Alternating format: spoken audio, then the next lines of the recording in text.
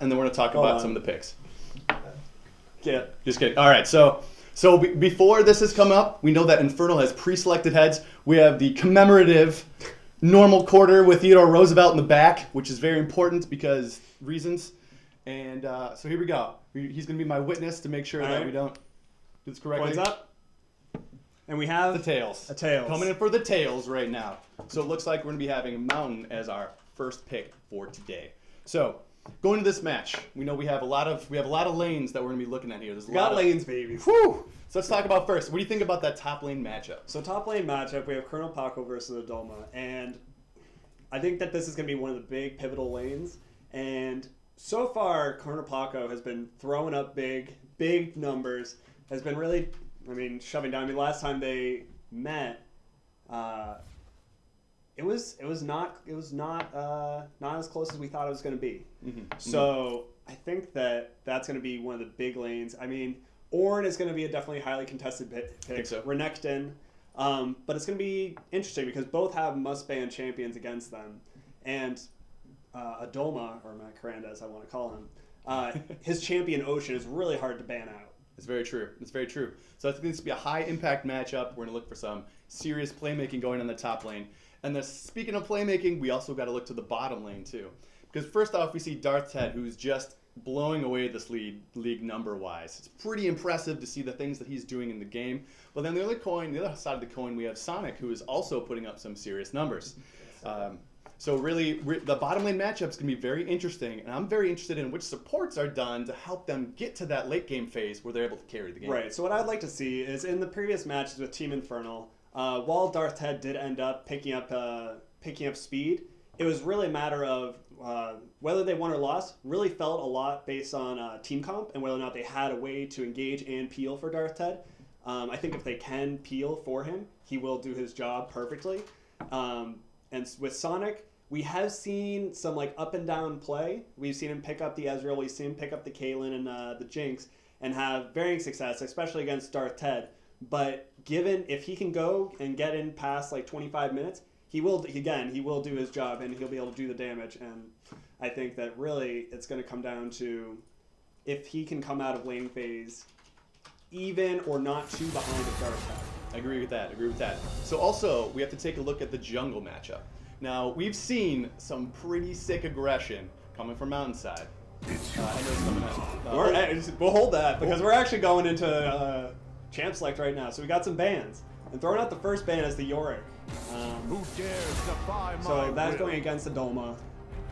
I believe that was the J4 coming in immediately there for the Infernal side. As we were going to get into in a moment, we thought that Jarvan was a disgusting pick. So. Yeah, having played against it, Endo's Jarvan is just really dominant. Not a problem. He gets in your face, he'll make the engages, he'll push up into your jungle, he'll give you the vision, he'll do a lot of everything you need to do. So a good ban to get that off the table. Coming back from Mountain, anticipated was the Misfortune ban. Although she has a little bit of nerfs recently, she is still very difficult to play against Mountain. She's really strong, and especially you don't want to give that over to Darth Ted. Him being a really dominant ADC, especially in lane, just take that away. And the Warwick. This is going to be a big one because that is mostly what we've seen Toxic play. So I think that we're going to really see, in the first 3 picks, I would imagine we see probably a Sejuani pick coming up for Toxic because I don't know really what his champ pool is otherwise, which might limit the Team Infernal's draft. And we're going to see, and I'm interested to see what this final ban is because they did ban away Malzahar, who's been dominating our league. Oh, and Nivea goes out as well for the late wave clear for the kind of mid lane and late game control. Okay. Gulen's Nivea is really strong. So first pick, what do we have left up? We have Zoe left up. I don't know how highly contested that's going to be. We have Poppy. Oh, there it is. Okay, the that's Poppy pick. A super comfort pick for Colonel Paco. This is the first time he's been able to play at this tournament. But also, we see Ornn's left up. Which will be very interesting to see going against Poppy. I think that's a pretty good matchup for Ornn, but we'll see. Again, comfort picks are comfort for a reason. Very good players. To be honest, most matchups are pretty strong for Ornn right now. That's very true. He's a little overtuned. All right, we see the Leona coming out for Quaz. It's Quaz, right? Good. Make sure we get your name right. And All right, give you the glory. All right, so here we're seeing a little bit of engage, or a lot of bit of engage and peel for the Darth Ted, which is good. This is what we want to see for a Team Infernal. We didn't want to see kind of a comp with no go button. Exactly. In this case, they want to shut down that bottom lane early, like we were saying, putting up good numbers, and they're going to try to shut Sonic and crew down so that he doesn't have that late game carry potential. Yep. Sejuani, as Sejuani, we thought. Perfect. See, like this is like a good core to the comp, and then they can kind of fill in as needed. So Darth Ted can really play a lot of varying ADCs. So I'm not too worried about his champ pool. And we see the Vi. So the Vi was what he fell to, or what I fell to personally. And it was a very solid pick. Again, kind of plays similar to the Jarvan, doesn't quite have as much flexibility, but also a really dominant champion. Be interested to see what comes up here. Morgana. Okay. And I believe this is probably going to be Morgana mid. Or no. Is it going to be mid? It's very possible to see this in the bottom lane. Yeah, this is probably for Floppy Dingus. Again, as a very defensive against that Leona engage, if he gets the E off. Ooh, are we going to see it? There it is. Oh, baby. We see some Vlad. There's blood, baby. There's bad blood. All right. So, Adolma has been picking up the Vlad. He's been talking to me about it. I've been watching some of his games. I've played some games with him, and this thing is disgusting. It's like, I'm interested to see how it plays out with Poppy, because I feel like Poppy actually plays pretty well into the Vlad. But there's definitely some potential for that tipping the top lane matchup with that Vlad pick. Yeah. So we're going to the bans. We do see the Jinx ban, as we talked about that late game carry potential that Sonic has had before. Talon being taken away from the mid laner. We're assuming, I don't believe we have the mid lane pick yet for either team, so that's a pick just to make sure he doesn't get something that can snowball the game very hard, especially with the Leona potential roam. More ADC bans coming out. I guess Darth Ted's kind of just saying, I can do anything, you can do better. So, I mean, kind of taking off all the ADCs, and he'll just say that, yep, there it is, Ezreal. And taking away the Vayne pick too. And a nice safe pick. I almost would have liked to see something with a little more damage. Agreed. Especially with the Leona lane, but that doesn't mean it's going to be a bad pick because Ezreal can still poke them out and make the Leona be able to take a lot of space in that bot lane. Be able to walk up and prevent them from taking CS or making trades. Yeah. So we'll see what they go with here. Yeah, I think what's going to be crucial is looking at what this last pick is between Infernal and how they round out their comp, because right now it's a pretty low damage comp. There's another comfort pick for Sonic being the Caitlyn pick, which he's shown to do well on in the past. So we'll see on that one. We're looking to see what's this final pick going to be, because there's that Flex Morgana potentially, so we could see a different mid lane, or we could see that bottom lane being a little more defensive, perhaps even aggressive with the Caitlyn. We'll see. Ooh, there we go. Okay. Corki coming big. Corki's really strong this patch and kind of does basically a lot of everything you want to do. Lane's great, has a lot of scales well into the late game. Early game is really strong, so I think this will be really strong for Gulen. And he's played very well in previous games. He did very well in his last game. I believe it was and the Zera. All right, so I wanted to talk about this, but I never really got a chance to. They let Hey Mikalvi get the Zera, which is one of his also another good big comfort pick. I think this is going to be a really good match. So yeah, it's kind of like letting it sink in, these two comps. It's going to be very interesting to see what they do. They do have some go buttons on the Infernal team. However, they also have a lot of pokes, so it's interesting to see how the Leona is going to play into this comp. But I think it's that secondary sort of engage, that kind of secondary win condition we have going on. Yeah, and I think kind of following off of that, for Team Infernal, it's a really slippery team. So they have a really strong front line with the Sejuani and the Leona, and then Ezreal and Vlad are both really slippery in lane and kind of can dodge a lot of skill shots. The Xerath, however, is kind of the sore thumb when it comes to mobility. It's very true, but hold on, I'm getting word right now that Team Mountain has sent a very important message to us. We're going live right now to the Rec League.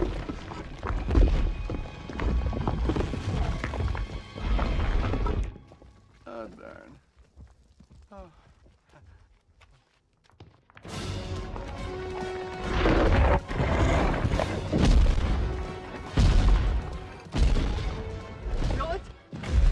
So I'm open to any suggestions. Go for the eyes like in episode 22. It doesn't have any eyes, Tommy. Go for the mouth and the throat. It's vulnerable spots. It's a rock. It doesn't have any vulnerable spots. I know! You construct a weapon. Look around you. Can you form some sort of rudimentary lathe? A lathe! Get off the line, guy! Alexander, you're my advisor. Advise me. Well, you're just gonna have to figure out what it wants. What is its motivation? What is its motivation? What is its motivation?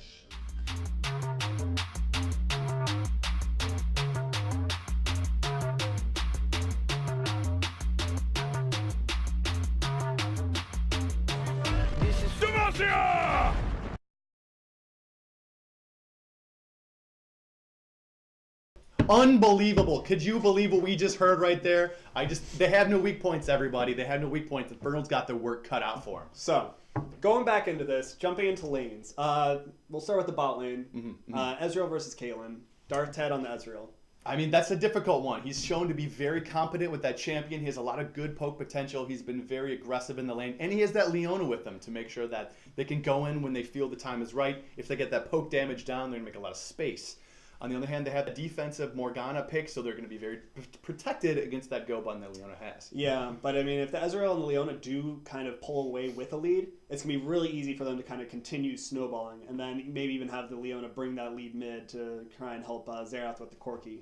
It's true, and again, the Xerath does have a lot of poke on Corki until 6, so it's going to be probably a more difficult lane for Corki to make sure he stays up with that. But we'll see how well he does with the CS to see who comes out with the lead in the beginning. Yeah, I mean, I feel like Corki lane's pretty safe, and like he has the range, he has good wave clear, so like his laning will be pretty good. But I think kind of what we'll see is when we get to the first dragon fight or kind of first team fight, the follow up, because I mean, Xerath's follow up is very long range. He can ult in from anywhere. That's very true. Yeah. Also, we're going to look at, we also have to talk a little bit about that top lane matchup, because we know Vlad is a little bit of a slow starter. And I'm not very familiar with Poppy, so you have to fill me in. I've heard good things. All right, so Chronopock's Poppy is absolutely disgusting. Great at the champion, and I think that this champion is really underrated right now. No one really seems to be playing it, but I've seen him continue to play it. 4 seasons, but I mean, even 2 recently. The character does a lot of things. So I think it'll provide a lot of damage. Peel. I think that okay, we're going live. All right. So We're going to do it live. we get to see this in action. Forget about the Poppy. We're going to see it live, and we'll see how it plays out in a hot second. Like, come on. But we are having... So much lag. Okay. We're going there. We're getting there. All right, we in, boys. We in. There it is. All right. Had to think about his life for a little bit. It was also really hype about the matchup, and had to think about it. All right. Not to cut you off, but we should take a quick look at the keystones, just because that is not so readily seen. So we have Poppy taking Aftershock, the Dark Harvest Vi, Fleet Footwork Corki, Caitlyn with the Fleet Footwork as well, and the Morgana with the Meteor? Comet? Right. Vlad with the Spellbook, the Unsealed Spellbook. I think this is going to be one of the big things for the Vlad. He's going to try and play really aggressive early with that Ignite, and then swap it out to Teleport or Ghost, because a lot of what Vladimir needs to do is he needs to get into the fight. Sure. So having his Flash on a lower cooldown, which Unsealed Spellbook does, and giving him access to Ghost and Teleport, and kind of just like fill his needs throughout the game is going to be huge for him. I can see that. I can definitely see where this is going to come into play. I hope that he's able to make it out of his lane phase. It's going to be very difficult to do. Because it's Vlad. That's his narrative, right? It's always hard at the beginning, but once he gets rolling, once he gets that level 9 with that really It's a low little Q bloody in cooldown, the beginning. Woo! Can be very difficult. But I'll be interested to see what their level 1 is as well. Are they going to fan out and be defensive? Are they going to do some level 1 plays? We're about to see it in action here. I mean, I would like to see the Leona try and go in and make the plays. However, I mean, you have the Morgana as well. But there's a lot on the line. It looks like they're on a mission. We have Team true. Infernal on a mission right now. It looks like Team Mount is fanning out a bit, so we're looking. We might see a little bit of meeting right here. Up, they spot him out. Group They and see what's spot. going on. All right. I guess the Ezreal's going to try and lay down some poke, pick up some Kleptomancy stacks. And otherwise, they're just going to be generally safe, playing it back. And that makes sense given the comp that we're looking at here. There's a lot on the line right now. That's true. This is the Yeah. finals. Game Yeah. 1 of the finals. Momentum is a thing. And, I mean, that's also good. I don't want to see a Clown Fiesta this game 1. I don't want to see the game lost at 2 minutes. So, let's go. Let's have a nice, clean game, boys, and happy finals. That's right. Pengu going on the top. I appreciate that. Also, it looks like none of these teams are Team Ocean, so we will probably not have a 70-minute game, which is fantastic. All right. Yeah. But one of them is Infernal, so perhaps we're on that path. We'll find out. All right. All right, here we go. Here, so there potential cheese going on in the bottom. A little We'll bit of see queso. I what's going on. saw something a little cheesy. That's right, and it's a delicious dish they have going on here. They're prepared for it. So They're we'll see. warming a brie right now, and maybe they'll serve it, or maybe they'll just kind of hold on to it for later. And also, we need to make sure we can select the correct players, which is excellent. All right. So standard start that you see in solo queue. There it is. The delicious Gouda. Ooh. Walking in. This is going to be brutal. Here it There comes. you go. Oh, no. We're going to see the flash. Oh, Yep. there's the flash comes out, of course. All right, gain some more damage. Getting a couple Qs off. Getting them back in the lane. The rough start. And that's exactly what we're looking for in that bottom lane. Need to get that started off strong so that way they can get that CS. Also, something I going. want to point out. Well, first, Caitlyn popped the potion, but also Ezreal starting with the Relic Shield, not with the Doran's Blade. This is new meta. I mean, kind of the meta that has been developing. I'm not super familiar with it. I think it has to do with the Overheal rune. Quaz with the kill early on that ward is a big deal for Leona in the bot lane. Yeah, but basically what it allows you to do is just really sustain and stay in lane for a long time. But yeah, getting the early level 2. Q? Is he going to Go go for the big. flash? No, he does not. Okay, Oh. he plays it safe. Doesn't go for the flash Plays kill. it safe. But this is a really big deal for Darth Ted right now. Getting this kind of lane dominance early is going to kind of really set the pace, unless they see some jungle attention from Endo. Absolutely. This lane is appearing to be ready to be snowballed. We'll see. It still is early, and they are near the tower, so they're in a safe location. See some real big aggression from Xerath. It's going big mid lane right now. Like we thought, Corki is a safe laner, but Xerath has a lot of potential to do an incredible amount of damage very quickly in the early game. It also does look like there's a little bit of scrap going on the top, but not too much. They're about 3/4 health. They're doing a little bit of fighting, so I can see that going on. Just a little bit of going back and forth here. CS looking pretty even. All right, Ooh, gang coming through. But it gets spotted out by yeah. Amy Calvi. Gets And hit just- with the dodgeball. Can't go in. Now just toying with them. By just sending it away.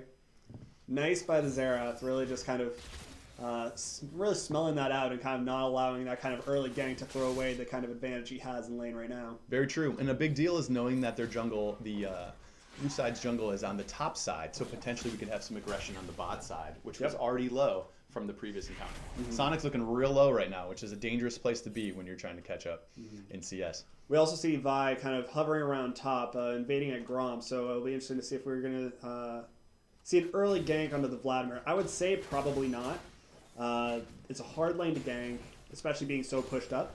And especially with Unsealed Spellbook, his flash is going to come back significantly faster than anyone else's. Yeah, it's going to be. It makes the trade not so worth it. Mm-hmm. All right, and the Caitlyn coming back.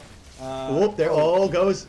Gets hit. The heal is burned. Damage onto the. Oh. Flash was already going down. Okay. All right, Ezreal putting damage on Morgana. Oh, flash is in. There we go. First blood going over to the Quaz. Follow up onto the Morgana. Getting caught by the Q. Oh, but the heal comes out. Oh.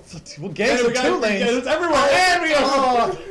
The return kill. 2 for 1 in the bot lane. Make it worthwhile. All right, Toxic giving his life to help Amy Calvi live. They are going so hype right now. This is unbelievable. 2-2. We got ourselves a game. Feeling the pressure, but going in real hard right now. All right, Amy Calvi shoving out this wave, probably just so he can go back. Corki also very low. Vi backing as well, so we'll see if Xerath can kind of get some extra poke down. Absolutely, and the Corki is up in CS right now for the moment.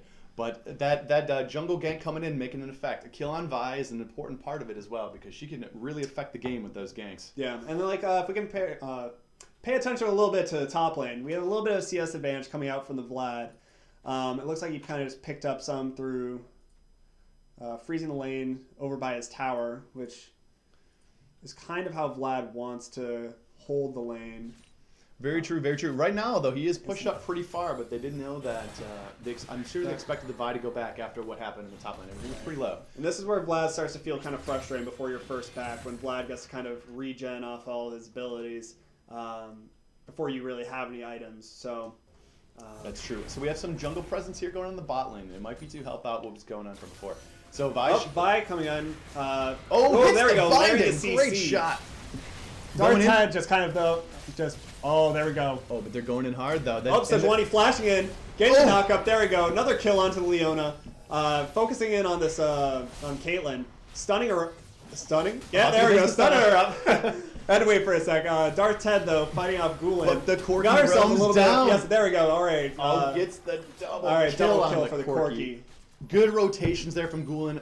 Good map awareness. And that's the double kill going for him. So he's up in CS. Xerath does get to push a little bit against the tower. And he's going to lose some CS for Corki, but I think that was definitely worth it. That was absolutely worth it. I think that's going to make this lane really difficult for the Xerath now, having 2 kills onto the Corki and really just expediting that Trinity Force power spike that he's going to get. Absolutely, absolutely. And again, a little bit of fighting going on in the top lane. Colonel Paco does have his, I believe, Spectre's Howl finished, so that way Vlad's not going to get as much harass on him as he did before. No, but also notice that he's burned his teleport, so what we're going to see, I guess that's okay for right now, considering that Vlad doesn't have teleport. And Also seeing, what was it? Mountain does a good job of taking the Ocean Drake. Just like they did last time. That's right. Unfortunately, a little sore spot for us casters here right now. But we'll see them next season. But this is the finals of Season 1. We got Mountain. All right, we got Gromp versus Sejuani. And it looks like Red's being taken by Vi right now. Yep. So we definitely have the junglers on the bot side where there's a lot of action's been going on. Top lane a little bit of it's tipping a bit in that Vladimir's direction. He's up in CS, and that's a good place to be if you're a Vladimir. Yeah, it seems that they're kind of giving Poppy the island treatment because it's really hard to gank against that Vlad. So basically, as long as Poppy doesn't fall too far behind, I think they're kind of just okay with kind of how that lane comes out. It's very true, and it does look like we're getting a little bit more attention here in the bot lane again. Potentially, Endo is taking the scuttle control. Oh, solo kill in the mid lane on Xerath. Just gets blown up as we kind of expect. That Corki is ahead right now, 3-0. Yep. Also, we're seeing some roaming, so potentially we have some fighting going on right now in the bot lane. The Infernal Dragon's moving in right now. All right, but they're Corki flanking, but then getting... He was low. Putting out the damage on a there it is. rampage now. Gets the E across. right, Looks like Leona's gonna be Leona caught is out. done. Yeah. Giving it to the Vi. Vi being 2-1, looking pretty good. All right, Pretty this good is now. definitely been snowballing a little bit for Team Mountain. It looked, I mean, at the beginning, Infernal looked pretty good, but I believe a little bit of over-aggression is costing them. And without Gulen coming vision. up big this game right now. Gulen's really dictating the pace of all of this. Kind of shoving in his wave, both being able to roam and also kind of get the solo kills. He's really been commanding this game and kind of putting Darth Ted on the back foot. That's true, and that the Vi, where like Endo here is moving in, he's in all these ganks. Sejuani has not been able to get a clean gank up without it being answered by Mountain. And it looks like they might be taking this bottom tower here first. First tower blood might be going down at about 9 minutes. There we go, first turret. And we're looking at a little bit now, approximately this is a 2.5 gold lead, 2.5 thousand gold lead going in for Mountain, which is not insubstantial. Nope. Going into the mid game here.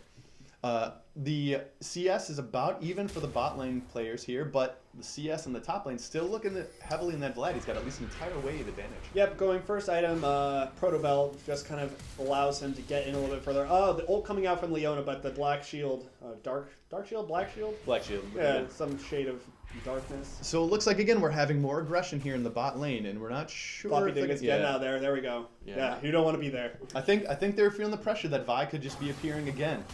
Corki having his way. Oh, that bed pours there. It's the Caitlyn just coming Oh, up. the flash binding coming out from the Morgana. Hit him Layer with of the damage the- and oh the my- phosphorus bomb killing the Xerath. Well played by Team Mountain there. That was a lot of layered CC and burst damage right when it was needed. So it looks like they're making a push here from the mid lane, potentially rotating and keeping them here. I can't tell if the bot lane is pushing with the amount of CS that's going on right there, but we're having a little scuffle. This is gonna be hard for them to hold. Oh, and hits Ezreal the getting caught, like, binding. Unbelievable. Going down, and we're gonna see, I guess, the Corki getting stunned up, but also just too much, getting too stunned up. much damage.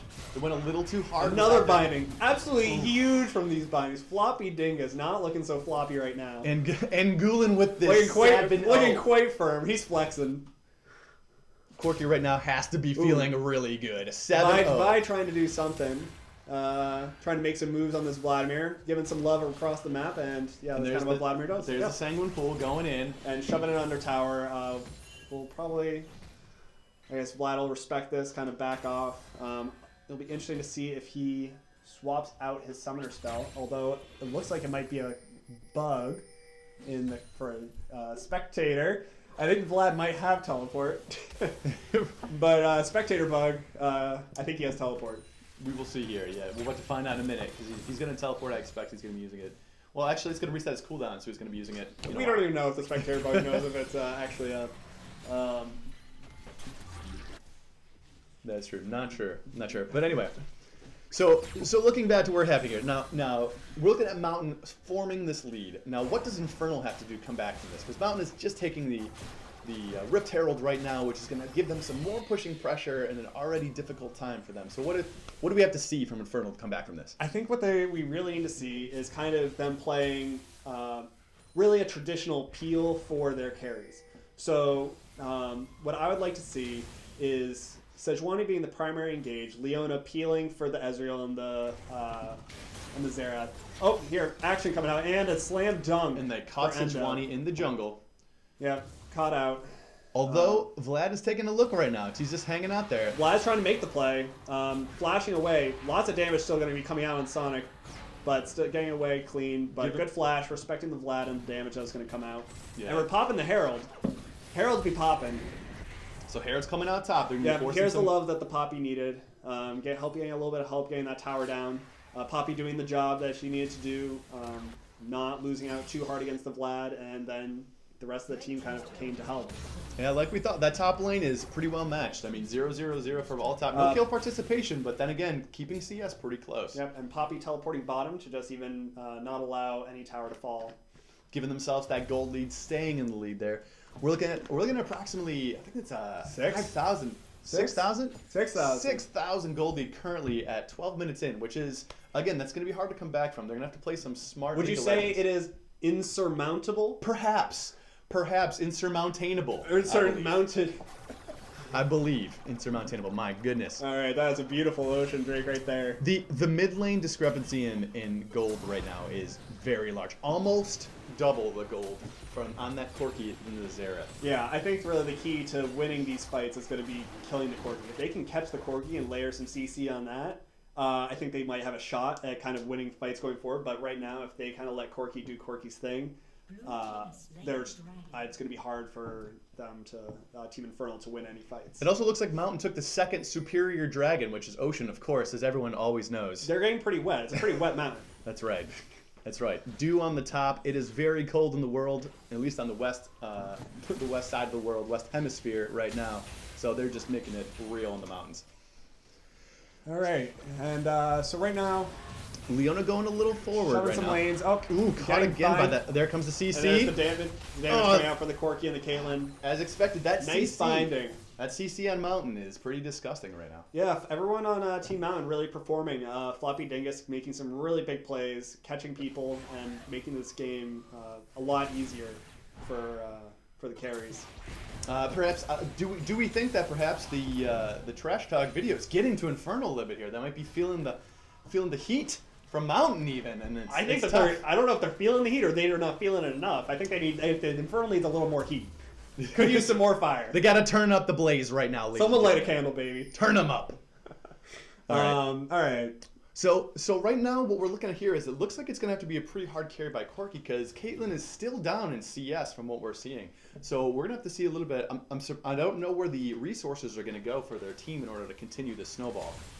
I mean, right now, I think that, let's see, we're at 14 minutes.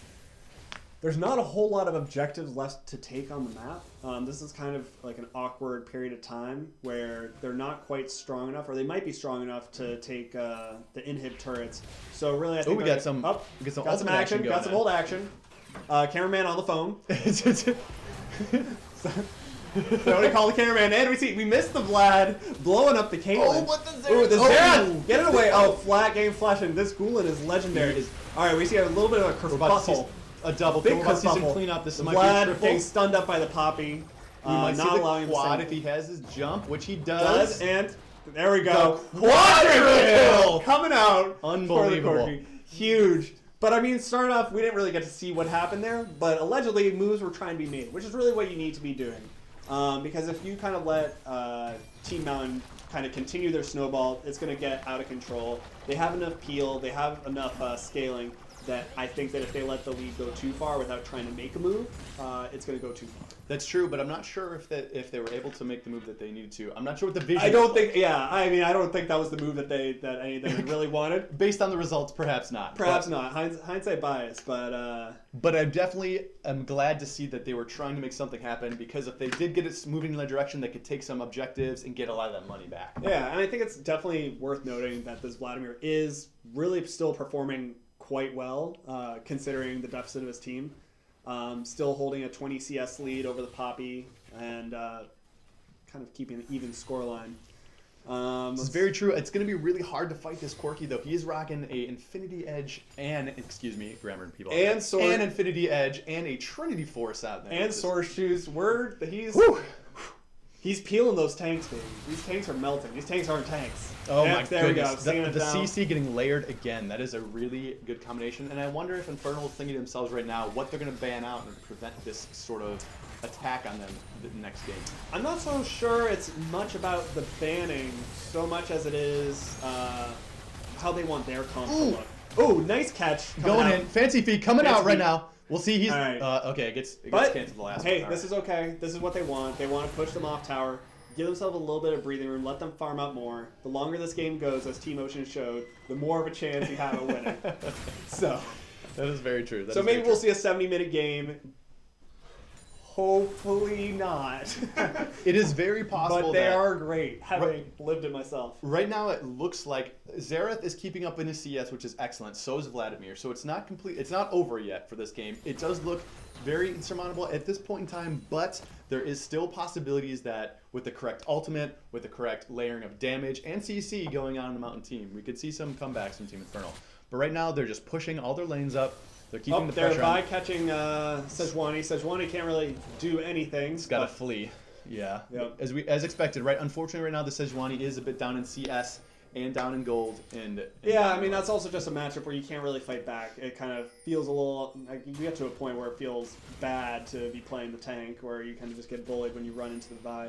All right, but we see a nice siege going down in the bot lane. Sejuani coming forward, trying to get in on the Caitlyn, ulting her, but leaving Ezreal out to dry. Ezreal getting blown up by the Vi. The Vi's go. He flashing in. The flash punch for the kill. He won the 1 heart. Oh, caught the Corki. Nice catch on the Corki. Doing some damage, but holy cow, that damage coming from the Corki. That phosphorus bomb just deleting Xerath's health bar. And not to be overstated was the CC and positioning of Poppy to make that kill possible. Their wall CC bang on this team is very good. Exactly. Wallbang, which is an excellent book. If you haven't read it, ladies and gentlemen, I haven't. But you should go check it out anyway. I promise you it's a real thing. It's called Wallbanger. Check it out in a store near you. Shameless plug. All right, so we're seeing going a little bit deep. The flash in. Wow, the damage from Blast. Holy cow! Woo! Is he gonna get it? There we go. The gets it. emo plague taking down the Corki. Sejuani, he trying to peel. Oh. They were going in right. for the follow-up there, but they did get the Corki, which was the shutdown on the Vladimir, which is a path for them to come back into this Vlad game. is the way. It's a bloody Absolutely. trail, and it begins with Vlad. Absolutely. I am absolutely positive, a positive person. Blood jokes, ladies and gentlemen, going in. Oh, so we have another Ocean Drake being. This might be the third Ocean Drake that they're going to pick up, but This is going to be the last Ocean Drake on the map, so sorry for everyone. Yep. Catches the Sejuani again. They were prepared for the Here we go. comeback. Leona trying to save him. Like, Peel him out. Oh, Close, almost getting away here, but we'll see if the CC can be layered and is layered. Ezreal correctly laying once on some again. poke from behind, but hopefully he doesn't get caught. Eating away. Vlad flanking though. The flash from Floppy Dingus respecting the Vlad damage, which is a good call. Oh, pushing it back. We'll see if this Ezreal can make the boy. moves. Yeah. Darth could not make the play happen in that one. Here comes the That damage. Oof. Oh, my baby! goodness! The rocket coming Distance. out. Sniper, baby. Oh, not what you like to see though. Not like what you like to see.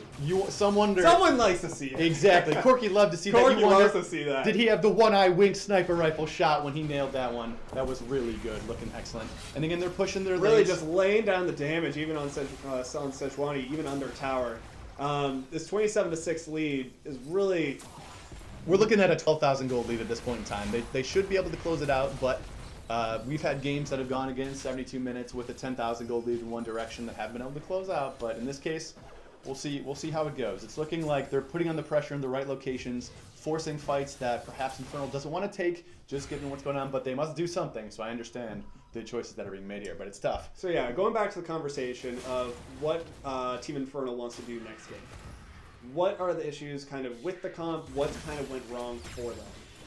It was tough. They had some early aggression that seemed to work out well, but they did have the roaming from the mid lane that really caused the bot lane matchup to be tilted in the other direction, giving that Corki that double kill that allowed him to really control that mid lane and thus control the rest of the game. Yeah, and one of my things is I'd really like to see Darth Head on a character that's not something with a little more damage, because if he's going to be the one kind of really deciding this game, as his scorelines have shown, I just don't think Ezreal's going to do enough damage, and he needs to shoulder a little more weight. And even though Ezreal is a really lane dominant pick, he doesn't quite have the scaling that maybe like a Caitlyn, a Jinx, a Kog'Maw would provide. Although the safety isn't quite there. And All Quaz just giving them multiple backs, maybe signaling his team, perhaps smoke signals or something, trying to rally them into this next potential Baron fight going on here. Looks like we're gonna have a Baron bait. The spooky ghost coming out catches the Vladimir. We're getting some poke being laid down from Team Infernal. They're backing up, trying to disengage. Trying to find a target. Oh, gets the Vlad. Vladimir. There we go. Gets Pulling the away. cool off. He's going to draw them away from his team, which is a good Laying down the choice. Hemoplague before he dies, but this isn't going to do much. Giving him the blood aids going on, but then it doesn't seem to do much right now. Unfortunately, they had the cure. Yeah, a little blood on your face, big disgrace. Killing that Vlad all over the place today. Oh goodness, and they catch Floppy Dingus out right now, which is what they needed in order to give them a little less defense and a little less catch going on. Xerath laying down some suppressive fire. That might be enough to force them off the Baron, which looks like they're going to be able to do. All right, I really think that also with the okay. I was saying, all of Infernal's lanes are pushing right now as well, so it's not like they Mountain doesn't just have free reign to do whatever they want in this case. They're going to have to take care of their side lanes. No, but I think that given the right peel and tanks with the Vi and the Poppy, they can kind of force their way as long as they have the Corki and Caitlyn around. But yeah. That's true. It looks like they're getting vision, which is definitely what they need to do for this is good. Yep, this is going to stall out the Baron game a little bit. We have Endo looking real good. Oh my goodness, that skin is delicious, by the way. If you haven't purchased your skins, please go on Riot Games and purchase RP and buy skins, because everyone likes a pretty looking champion. Or gift a skin. Gift a skin to me, gift a skin over here. We could use them. We like to look pretty. We're trying to look pretty here for you. I have all the Lee Sin skins, so I'm actually good, but thank you. I don't need any more. And speaking of looking pretty, Mountain is just retaking all the vision, setting themselves up for a pretty dominant Baron play potentially right now. Yep. We're going to see where they're set up for this play again. All right, they're just going for it. They lay down the red trinket, or red ward, The pink control ward. Control ward coming on there. The original pink ward. They saw the Xerath in the top lane. I think they wanted to get something Caitlyn started. just melting it. Challenging them to fight Corki's this not out. even there, kind of just playing some defense. Just doing the damage onto Quaz. Vlad coming in again, fisted down, but kind of getting away. Mountain getting one here. They're getting it's 2 for 1 on Infernal side right now. So they're just peeling back right now. Yep, the team's a little bit split up though. No peel here for the Ezreal and Vlad. I don't think that there's gonna be any more kills coming out here. They got it, and they do have to respect the Corki damage, but they're going in. There was some of the poke. Corki really low, so hopefully we can see Team Infernal Drake get some more pressure and push this forward while they have the chance, but they're going to get off their backs. Yeah, I'm expecting to see Infernal taking I believe it's their first tower of the game here, yes, with the mid tower. Potentially. They do have coming the in. poke, and they are very healthy, so this is going to be a fairly stalwart defense from Mountain if they're going to try to protect this. Because they do still have the damage going on Infernal side. This is... All right, they're going in. They're going hard on this Poppy. They're feeling it. That Leona really wants to go in right now. Real deep, tunneling a little bit too hard on the Poppy. Vlad getting away to safety, but they're able to take the mid tower, get something back for that fight back at Baron. Definitely took a lot of damage, but the results are there. They took the tower, which is what they needed to start getting the gold to get them back. They're making moves forward, which is good. They haven't kind of rolled over and died. They're fighting. I like to see some fighting. Exactly. That fighting looks real nice. And I believe what we're going to see here looks like a reset, potentially moving right back to Baron to make sure that they don't give up control there. Yeah. Although, it looks like we're going to have a Mountain Drake, the signature Drake of the team that might be taking it. Blue team taking their own Drake. Oh. So probably feeling good about it if it goes through. Yeah. I don't think this is going to be able to be contested at all. Yeah. So this is going over. Just send the camera somewhere else. I don't need to see this. The forge Yep, there was confirmed. we saw official Mountain Drake taken. Beautiful snipe by the Vi. Fantastic work on that part. Red buff being picked up by Ezreal. And stealing their blue, as anticipated, they do have a lot of control over the map right now. But the Ezreal has taken the red, which is one of the recipes they need in order to cook a delicious souffle that's going to win them this game. Yeah. Hell yeah. And as we saw, we move back into that Baron control area. There seems to be hovering around there. We might be expecting another fight, potentially daring them to start another fight. They're preheating the oven. Exactly. They're getting it ready. The ingredients are there. They're greasing the pans. Exactly. They're waiting for it to go, and they really want to see that engage so they can find that battle that's going to allow them to make the plays, which they just did in that previous fight to do that. Darth Head sending it up the bottom lane to thin out the wave so that way their lane can push back in the other direction so they don't have to take care of this wave while Baron is potentially being done. Which, it looks like some pings are going down on Baron, so I'm not sure if they're actually going in on this. They've started it, I believe they're baiting it out, and then they walk back, peeling off, trying to do a little bit more poke back and forth. Sonic taking some real big damage. Probably going to have to play pretty safe in this fight or even be in this fight at all. And yeah, Team Infernal getting what they want, pulling this game out a little bit more. But that Ocean Drake is really coming into play right now. Look at that. Look at that health being he doesn't even back. need the back. He could just sit there for just a little bit. Oh, here comes the CC layering coming in. Leona being caught up, but Leona being Leona getting a little bit tankier from earlier in this game. Only getting caught up. Getting caught onto. Damage coming onto out. Kayle. Sonic's got to do fancy feet. Oh, Xerath is. But Xerath is forced off his ultimate. Oh, if the 2 kills down on Infernal could spell a Baron right here. I would tanky imagine enough so. copy. This is here's the problem with Team Infernal. If they're both their tanks, their engage go down, they have no peel, so it really makes all of this really risky. And if they leave that Corki Oh, there, yeah, some spooky ghosts coming out, just kind of saying no, please don't do this, don't mess with me. Exactly. The Vlad Vlad going in. He wants to play. Making the plays This of dude Doom wants to going in play. right now. Oh my! Oh, and wow! And the Poppy goes across, gets the kill onto Xerath, forcing gotta everyone away respect the from wall this Baron. bang. Oh, another wall bang coming out on Ezreal, catching them. Oh, the damage is very close. Nice E through the wall. Baron being taken by the Baron. Well Darth Head played. just getting away with his life, just a little tiny bit. Just making that Poppy do what she needs to do. She's got to come in, take the damage, force them away from Baron to let the rest of their team do the damage they need to do. But it's good to see these aggressive plays coming out from the Vlad. Still playing from behind, but also not just kind of rolling over and Exactly, not just letting them take the map in any way that they want to, which is excellent. Excellent on his part to really try to push the damage of his character to let his team get the best opportunity to win and take the objectives that they need to or prevent them from being taken. But in this case, Mountain was able to muscle out Baron Nashor, and now we're going to see where they're going to pressure because they have this Baron, I believe, on all members. Right. So now we want to kind of see some controlled gameplay coming out from Team Mountain Drake. Yeah, they're gonna be pushing these lanes here. They're getting all the they're pushing the sides. They're getting all the buffs that they need in order to force something in which lane. And now it's their decision where they're gonna go. Right. They have two teleports on that team up. So Poppy's up, very close to being up. It looks like hard to see. Yeah, very close to being up. But with 2 teleports on the team, it'd be good to see a 1-3-1, kind of just getting the lanes shoved in and kind of having Or it seems if they're doing a 1-3-1, Caitlyn hanging out mid. Corki, Morgana. So we got like top.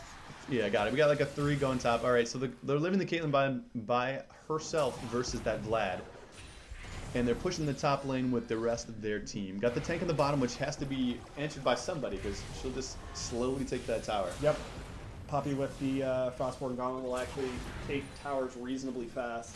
The Caitlyn joins the rest of the team on the top lane, so they have a 4-1 going on right now. Looks like they're slowly chipping away at that tower, which they can definitely do with Corki, can do with Caitlyn. Have a lot of zone and control here. Bot tower taken by the Poppy.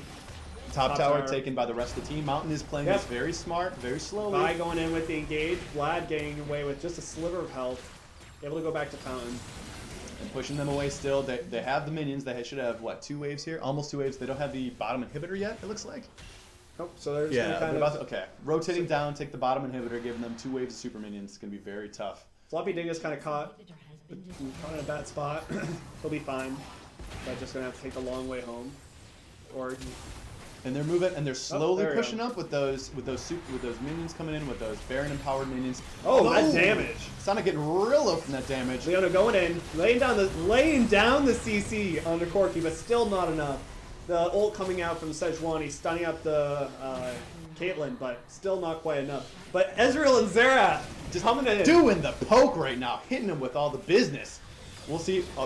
Okay, so the Poppy's stepping up to make them respect the distance going here. But the Poppy might have just... Poppy saying, ooh, that tickles, but letting the Caitlyn kind of just free fire from behind. There we go, seeing that Caitlyn crit come out of the Ezreal. Triple kill from Sonic, really taking it in the end game here. They let him go. They were focusing on those low health people, and they forgot that the ADC was stepping into the match. All right, Vlad getting wall banged, and that's probably going to get Vlad. The combination from Caitlyn really doing the damage, and the ace Leona up. They were just working very well together. It seems like Mountain has no weak spots. They're invulnerable right now for sure. There we go, taken down. Quaz doing his best, trying to protect those towers, but taken down by all the CC and the damage. And I think that's going to be it for game one. Team Mountain taking it, teleporting in. Some penguins. Pengu team, Pengu squad. That is unbelievable. Team Mountain going in hard on the tip of the hat and a pengu. Unbelievable. Exactly. Pengu team. They're looking real good right now. That Mountain. They took that early game. It looked pretty close in the beginning, but a little bit of roaming really forced that game to start snowballing in the mid lane there. Yeah, I mean, it was really kind of that big scuffle going on.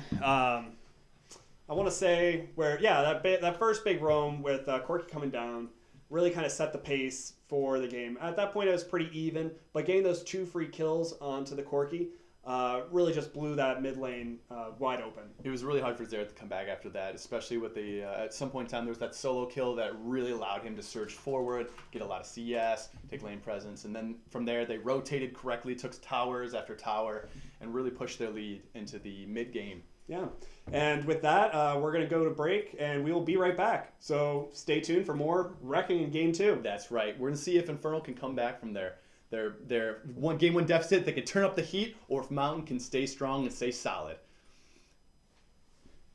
Good.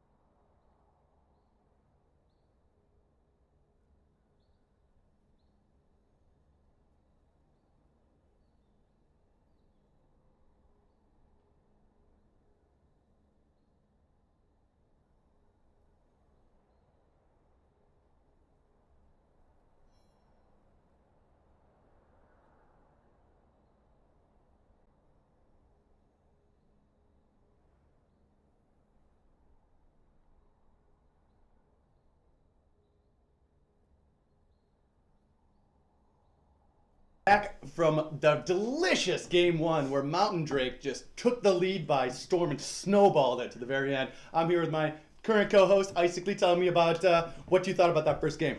All right, I liked a bunch of things from the first game. I think I really need to see Infernal pick up this one particular champion. 6 letters, starts with a K, ends with a W? Yeah. Cogma? They need Is to that do what I'm it. talking about? They need some late game character Need potential. that late game, because they got there. They somehow didn't let their base crack until like 35 minutes. That's like actually a pretty reasonable time to have your base cracked. And it was only by a Baron. So if they can do that again after being down 10k gold in the first like 4 minutes of the game, not really, but Yeah, exactly. It was pretty close. It was about 10 minutes in the game where the lead started to build up. But even still, I think Infernal should feel pretty good about how they defended throughout the majority of that game. yeah, they defended really well. They had, I mean, their wave clear was reasonable with the carry in the top lane and Xerath in the mid lane. You got a lot of wave clear. But if they can do that with a Kog'Maw, that game's over. They just win that game. That's true. over. That's true, and we have to give praise to Mountain for their good rotations. They're ganking immediately.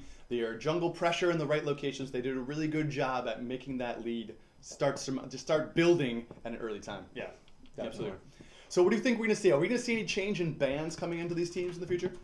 Well, with the side switch, I'm curious if Calvi has picked up the Malzahar. So we might see a red side Malzahar ban, even though, a blue side Malzahar ban, even though they have first pick, because they might not want to be picking that up, which kind of severely limits their ban plan. And I'm really surprised to not see Ornn, but it looks like we're getting into champ select here. So let's bring it over. All right, so it looks like they're getting the thing set up. Here it comes. All right, champ select. So we're looking for the first ban. And I'm be interested to see what they ban here because a lot of times we see some players have that reactionary, I really didn't like playing versus that. But I'll give you Just take out the Jarvan. It's a good point. Good choice. Get him off that champion. I was looking at some of the statistics 2 days ago, and he wins. He just wins everything on that champion. He had a really good vibe performance, but man, his Jarvan is something else. You can't give him Jarvan. It's just gonna. You can't. Your lanes are gonna be fearfully cowering in the distance from that shockwave that's just gonna come set up the. Demacia! Exactly, and then you're dead. And then you're dead. That's what you expected at the end of that hype video. You heard it. You heard it here first. That they give him that rock monster is just gonna slam it on top of you. So like I thought, the Corki ban does come out because they did. Yeah. It was a very strong performance, giving him a lot of roaming potential and ability. Yeah, we'll see. I mean, I'm kind of expecting. I mean, if you're Mountain Drake here and you have the second pick, you really don't want to give Malzahar up, even if he doesn't play it that often. Yeah, You might just want to take it out, but we're gonna have to see. that is very true. Malzahar has been doing a lot of work in our Yeah. league. I'm compiling some numbers right now, and at the end of the season, we'll see exactly how well Malzahar did. I'm really expecting to see the Vladimir again. I think that pick was just ridiculous. And he did very well with it, given the snowballing. Yeah. So I think Oh, we'll see. taking out the Morgana. That's a smart move. Like that, as we commented earlier, that dingus was not floppy at all. Not He was- at all. That was at least a 3/4 erect dingus right Yeah, now. It for was sure. fantastic. and Got well caught a done. little bit at the end, but like that's gonna happen on any squishy support. So That is true. And made a lot of very important catches in the early game that allowed them to snowball the ahead. snowball at the beginning was just incredible. I off must that not Morgana. fall. And they banned the Leona to protect themselves against that original Yeah, that go level button. one. That level one really, I think we kind of. Oh, and the Malzahar gets locked in for Calvi. I mean, hopefully he puts it in. And there's no Ornban again. We might see it. We might see it. I've heard that Vladimir is actually pretty good into it, so I bet we're gonna see a repeat top lane matchup at this point. They're picking up the Warwick. Picking up the Warwick. Okay. Interesting. So taking it away from the other team. Yeah. Okay. So preventing from doing that. Wow. Are we gonna see the Xin Zhao right the now? Xin Zhao, is that what's popping off? We're going for the carry style. Oh my goodness. I want to see it. Lock it in for me. Can't do it on the tanks. Just take Red Smite and do it in the jungle. He must be swift as a coursing river, ladies and gentlemen. He must be all the force of a great typhoon. all the strength of a raging fire, and that's what they need if they're going to come back with this. You're gonna need to be a man. That's right. Be a man getting locked in. We could be seeing an Aurelian soul right now. Oh my goodness. Which Is would this be the Calvi soul? Oh my goodness. Oh, Oh, okay. no, it's a Tom Kench. Hold on Alright, there. they're gonna lock in this Tom Kench, and they're gonna look for a hyper carry for their AD carry position in the second round. They could take Kog'Maw, and they could take Jinx. They could even take Caitlyn. MF is gone. I'm not sure what What else do they're you going think? to really pick up at this Vayne. point. He could take up the Vayne. We might expect to see another Vayne. They did ban it last game. They did ban so it it's last very game. possible that they're going to also take it away this game Yeah. because that is a very difficult champion to play versus. Impure. Oh, yep. As we thought. Instantly, the Vayne ban comes Exactly. out. Also, the Anivia lock-in. That's probably not too bad of a matchup for Anivia.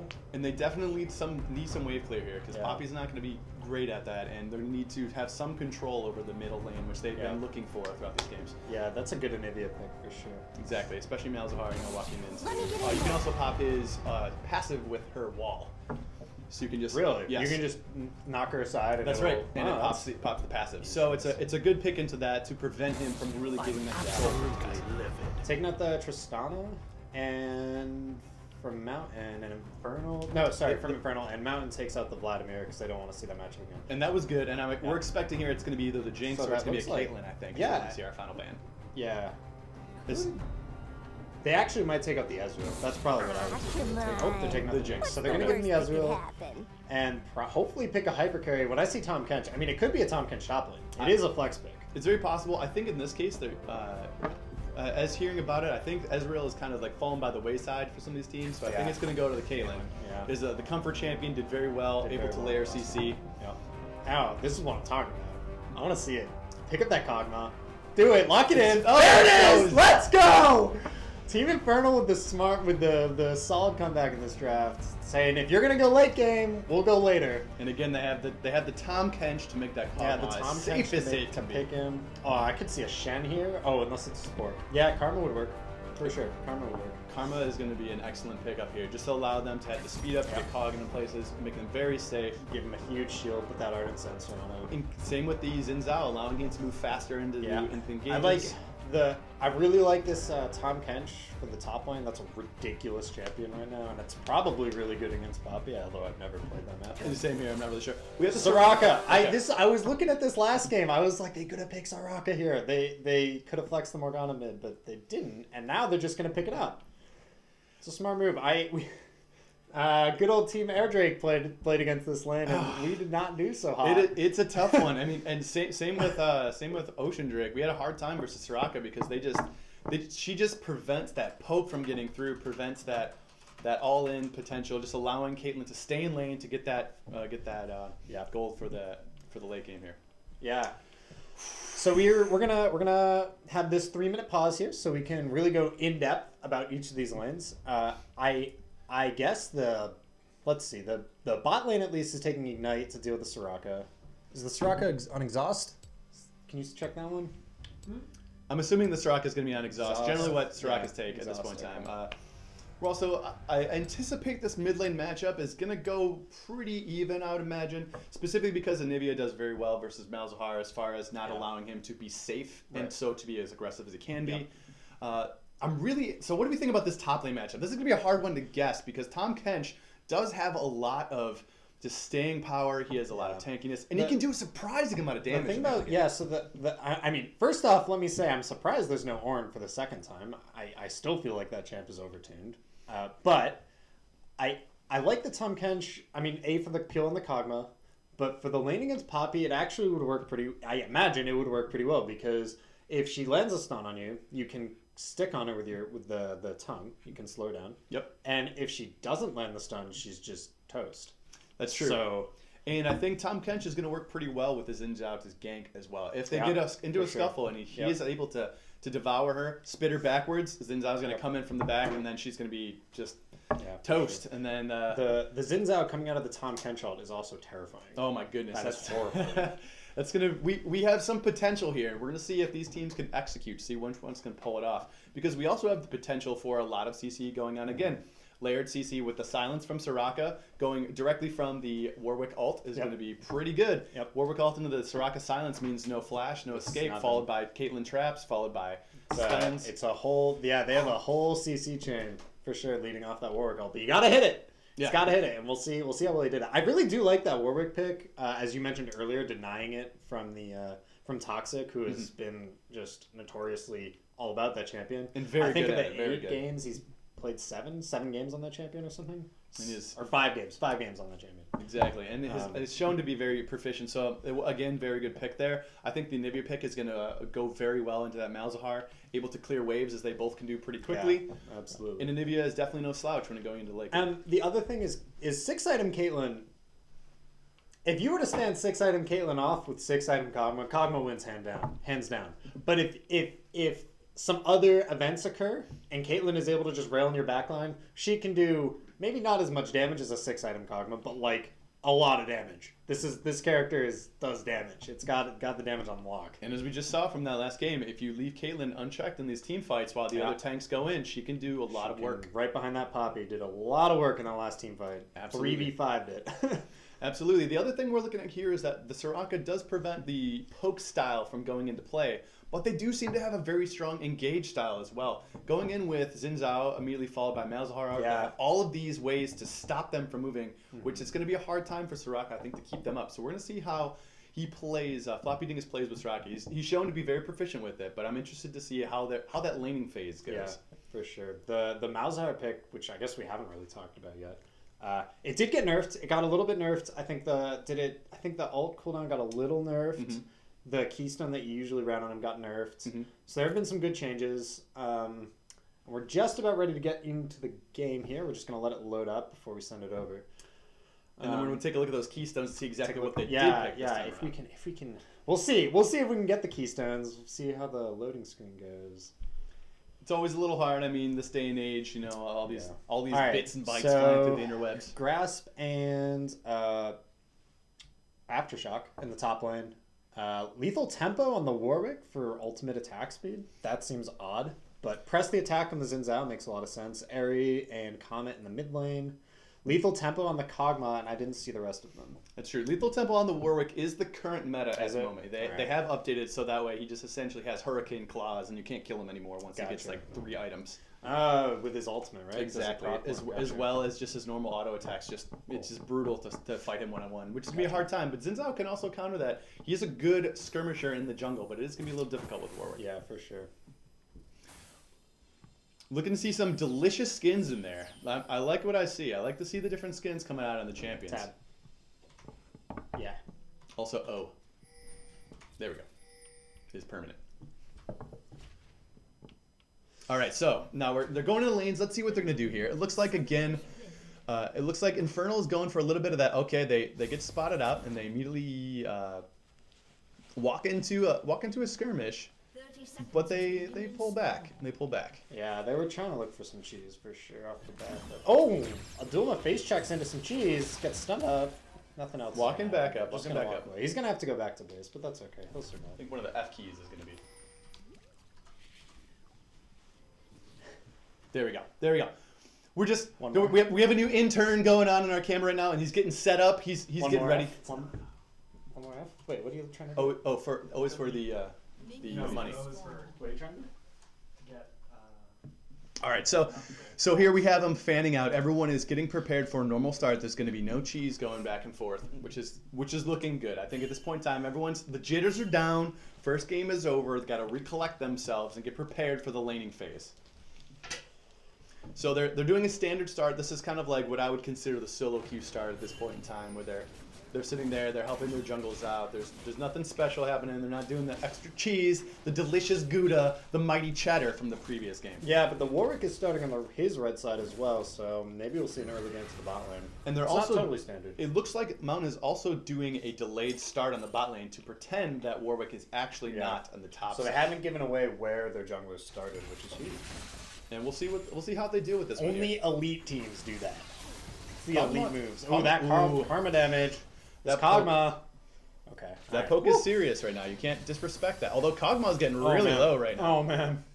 But the Caitlyn is The Caitlyn Soraka still have all these heals. And I like seeing this adaptation. We got the heal from the Kog'Maw, but the burns the flash. The flash going in from and Soraka. the flash for the Kog'Maw. And the flash for Kog. All right, that bottom lane is very volatile. This is a big fight. It's always been like that. When these two teams met in the first week, it was also just like totally craziness like this. So they burned the Ignite too, man. Oh! But the level up keeps him alive. The Q's going to keep him up even longer. Not level 2 yet on that Karma. Really wanted to go for that kill. Oh, good dodge on the...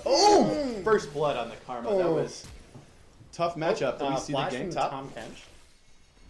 No CC connecting to Warwick. Xin Zhao still staying in the jungle. Chooses not to come up for the reply to the gank. But it looks like at this point in time, the Caitlyn still needs to be focusing on the CS because it's down a little bit from all that poke, all that craziness going on right now. Being a little bit rattling. Mid lane looking pretty good. The Anivia staying ahead in CS early game, which is no small feat. That auto attack is tough. Hits the stun, doing the extra damage on there.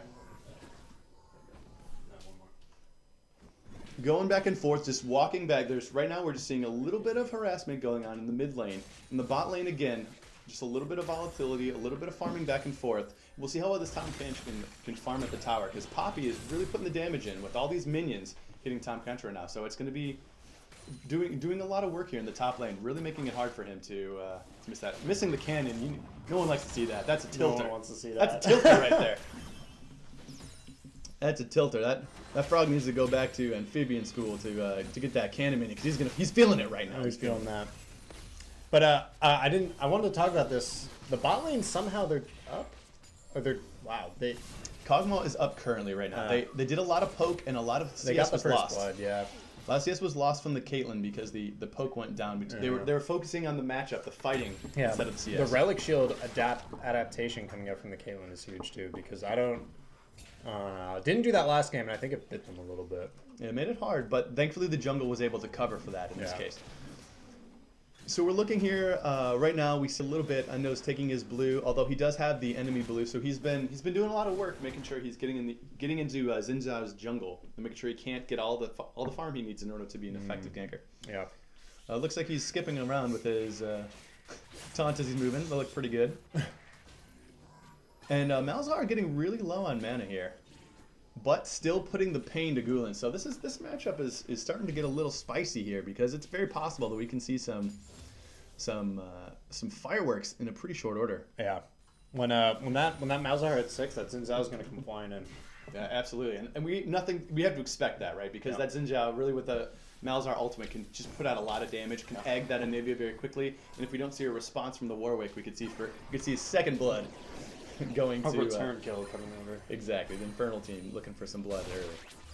Oh, this is that fight I was talking about in the top lane. I don't think Poppy wins this in general. We're gonna put him right in the minions. All those minions are gonna aggro right over to him. Didn't get the wall bang stun though. Also didn't get the stun from Tom Kench. Okay. Doesn't want to chase, even though he has the vision. Still get misses the time. That's unfortunate for the Tom Kench. Yeah, Tom Kench he doesn't want to proc that gray health. He wants to just gain his health back and get the health advantage. The tongue off. Paco's got to be a little careful here, though. If he gets that third stack on him, it's going to be really dangerous. It's gonna be sushi chef time. Exactly. He's gonna instead of him being the sashimi, he's making sashimi out of the root on the Caitlyn didn't get there, but Soraka's taking the damage though. This is definitely tough. And Kog'Maw is ahead by 19 and climbing CS right now, which is not what you want to see for a Kog'Maw. Yep. You really want to put that character down, because going to the late game, the other thing that we're gonna have to talk about is last game Gulen came out on that Corki and was bot lane 1,000 times, and I wonder how he's gonna be able to do that on the bird. But he's coming down right now. And I don't think anyone's picking this out. This is expected. Bad news bears, and it's already bad news bears, so it might just be more bad news bears. The problem is, though, we did see a kill on the Caitlyn, so unfortunately they do not have the extra damage going in there. But all right, has this level 6, so was able to put out the extra damage. Okay. The flash onto the Soraka, as well as the Kog'Maw damage caused the kill there. Yeah, true damage. Gave that kill over the Kog'Maw. That's huge, actually. Would be awesome. Oh my goodness! He got him! Oh, ball off! Beautiful. Ball off! My goodness, Gulen playing like a champion today. Gulen's he's just doing it for his team right now. And there's that early 2-0 that we were talking about before. That comes bot lane, gets fed on the roam. However, not for nothing, the Xinjiao comes and takes the red buff Yeah. right out of the nose of the Yeah. Warwick, who can smell red. He can smell that anger. You can just feel it. Just look at how he's slashing right now. He's so angry. He's angry. Don't play. You gotta keep your composure. Keep your composure, Warwick. Oh, he's looking good though. He's still looking good. He's still slightly up on the CS, just Still by is one or cool two. and in control. Exactly. He just needs to hit 6 and go mid lane. Cool, calm, collected. Pick up free kills forever with that Anivia and that wall. Exactly. As long as that Malzahar doesn't have flash, this Anivia has a lot of kill pressure with that wall. So it looks like Mountain is sending their bottom lane middle to push up the wave. I'm assuming Yeah, just to collect probably the just CS. to push it up. Maybe walk through the jungle, get some wards up. Gotcha. So they're getting Put the an scuttle aggressive control. pink ward in that forward bush there. I like that. I think it's potentially to prevent that Malzahar from doing a response to that roaming that they seem to be doing. Yeah, and they're just gonna start up the Infernal.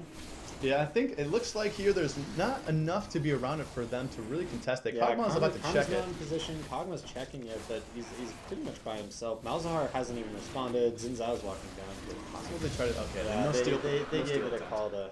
Okay. They just called it over. And that was good. They've been taking all of the dragons this far. Mountain really prioritizing that dragon Quasage control. just baits the exhaust for free. Oh, this.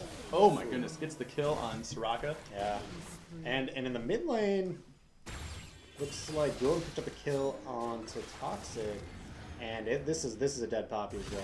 Yeah, this is gonna be a. Oh my god, goodbye. There's the Malzahar ult getting the kill. Yeah. As needed though, they need definitely Yeah, need to Team start Infernal snowballing. really popping off here. This is what they need to do to be able to win this. But they still have to deal with the 3-0 Anivia. I really hope a lot of people took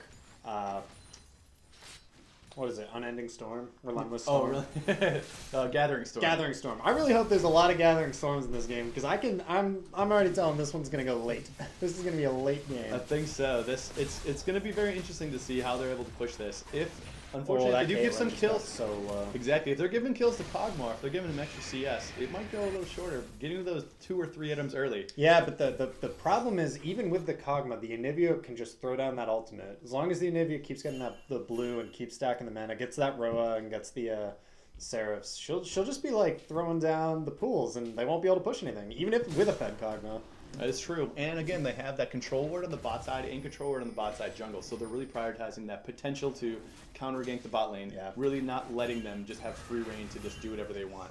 All right, Gank so and- the junglers are 6 and Aduma's rotating down. This is an interesting play. They're letting top lane go for free. we might see Both Tom top Kench both going top behind the laners, tower. Yeah, both top laners Ooh. have TP, so Poppy can join here, and that'll give Mountain the TP or Infernal. Sorry, excuse me, the TP advantage.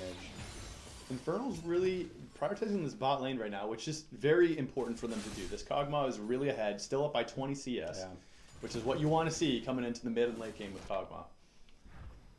Really got to see where this Xin Zhao is going to come to play, though, because he is a ganking jungler. And we need to, I think, with the CS and the ults and what they have going on right now, they have the potential to make him really show up and tip the lanes. He's got that red smite too, so really he shouldn't be afraid of too many of these lanings. If he stays along too long. Oh, and Here he's it on comes the in. innovate. Yeah. This is what I'm talking. He missed his knockout. Oh, or his slow. But they should have the Malzahar ult. There it They is. should get egg. And there's the response from egg. Boyd. And now Poppy's here.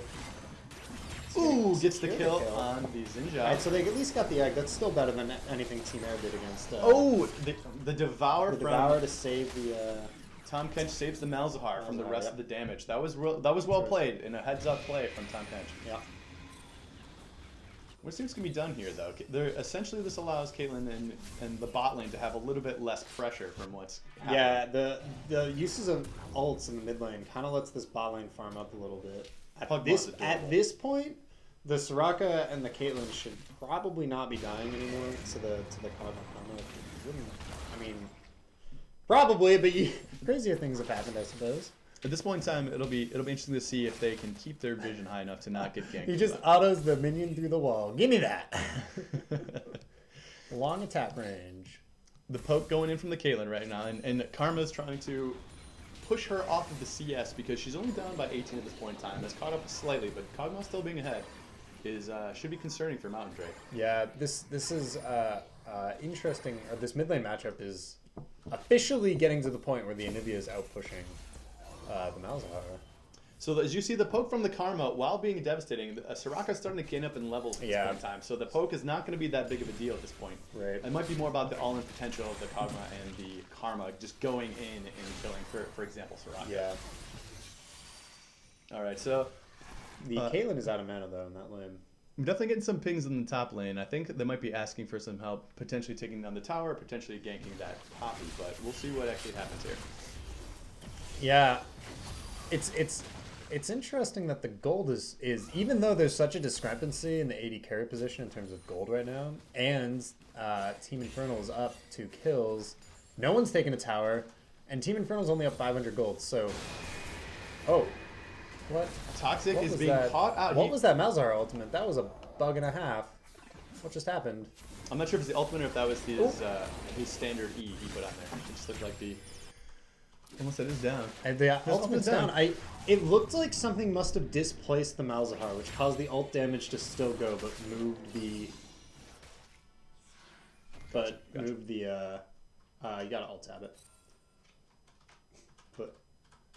So we have a little bit of fighting going on right now. knocked him back. Yeah, okay. So The Caitlyn going in. Oh, this. Oh no! Does he have the Caitlyn ult? He had it, but he didn't have the mana. He must not have the mana. That mana is very low at this point in time. That was very close. That's a little heartbreaking, but it's got to feel good to be able to fight the Kog'Maw who is ahead. Yeah. Does not have his first item. Doesn't yet, have that though. Ginsu's yet. When he gets that Ginsu's, it's all over. Yeah, it's gonna be That's a it's problem. It's gonna be a significantly Oh different man, fight. this Poppy's just fighting all these minions again. Oof. This is not gonna go well. This is probably Tom can't. Ooh. Stun. Nope. That didn't have, he already used the tongue, unfortunately. So at this point in time, Poppy did have to use Flash, but that was a good use of it. Tom Kench fighting really well in that top lane. Yeah. Yeah, Dumo really making that Yeah, fight really hard starting for to pull Poppy. ahead in the CS too. He's up 2 kills, so he's just got a big gold advantage. A lot of items, a lot more items. Blue team's turret has been destroyed. First turret destroyed from the red team. Well done taking that out. All right, so we have, now let's see what's going to go on here. We want to see where the junglers are going to start applying their pressure. It looks like Xin Zhao's hovering on the mid lane, and it's possible that Warwick could be coming there as well. Gulen with the, does she have blue buff on right now? Can't tell. The bird. The bird! The bird is the word. There it is. Okay, Going- no, just has Maybe going for it right now? Nope, it's not up. Feels bad. Feels bird, man. Feels bird, man. Alright, but he does see this Xin Zhao, who does have a blue buff. Second, and it's possible. Locked in! Sight's locked in! And the Kills Kog'Maw is dead. Kog'Maw was checking the dragon, and Instantly I don't think they had the dies. vision yet for that. Instantly dies. The Karma nowhere near him. Oof, that He's gonna, burst though. He's gonna be angry with himself at that move. That's not what you want to see on your head flow. The teleport coming in from the Poppy is really going to push them off this dragon. I think they're going to get the Infernal and potentially back off. Yeah. Okay, that's what I expect to see at this point in time. They still got the Malzahar, so even if you go for that, you're gonna lose someone. Someone's gonna die in your team. Oh, but this Caitlyn is. The hard part about it though is Caitlyn. They are gets Malzahar, but there's a only Soraka. Malzahar So we'll and see. the W miss from the Xin Zhao again. Not which one. Oh, but the Malzahar just kills him. Gets the Q onto the Soraka, was With low life, bounces? killed it, Oh, that's beautiful. and then got the Got the reset damage. Q on Exactly. the space aids. You got the Is that space the, aids, that's right. Formal wording for it. This Poppy is dead. Malefic Visions, I believe it was called. Prolific visions. It's going from the He's gonna have to flash. He does have flash. Ooh. Picks up a kill on his way out for his trouble, and Kog'Maw's back, so Gulen can't even chase this. That was well played from Team Infernal. very good 3 for 1 in the mid lane and possibly picking up a tower as well. But Kog'Maw is picked up again. That is a lot of poke damage that cannot heal up. That's the problem with Kog'Maw into Anivia is you don't have the mobility, so that is a problem. He's got to get to the point where he can just hit W and outrange her and just kill her. And if that doesn't happen, needs the QSS, needs to just be like, okay, I'm gonna take this stun, and then I'm gonna QSS it, and then I'm gonna fry you. Like a fish, except you're a bird. Exactly. Fry like a bird, like delicious chicken. Delicious frozen chicken at this point in time.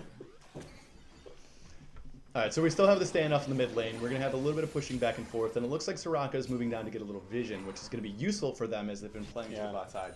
It's interesting to look at the scoreboard because you see both mid laners have a ridiculous score right now, and it's just funny. Like they've been farming other people. The rest of the game is just their farm lane. They're just farming everybody else. It's so true. And the main thing about this is, although the score is that Infernal is up by 4 kills. The gold is very close. They're only 500 gold away from each other. So this is still anyone's game. Yeah. Although Agumo's really sticking to this Poppy right now. Yeah, this is not a fun matchup. This Poppy. But the bird's coming up. The bird is the word. Haven't you heard? Warwick's coming up as well. This is this is a whole bundle of people up here. Can they do? Are they going to? Agumo's going. I think it's going to go down to this one. Yeah. Potentially taking the Poppy kill though. If he gets the queue up. Oh, have the Soraka. I'll just be safe. Oh, of course. There it is. All right. Soraka has the global ultimate that really heals everybody and saves those fights. Kog'Maw was in base.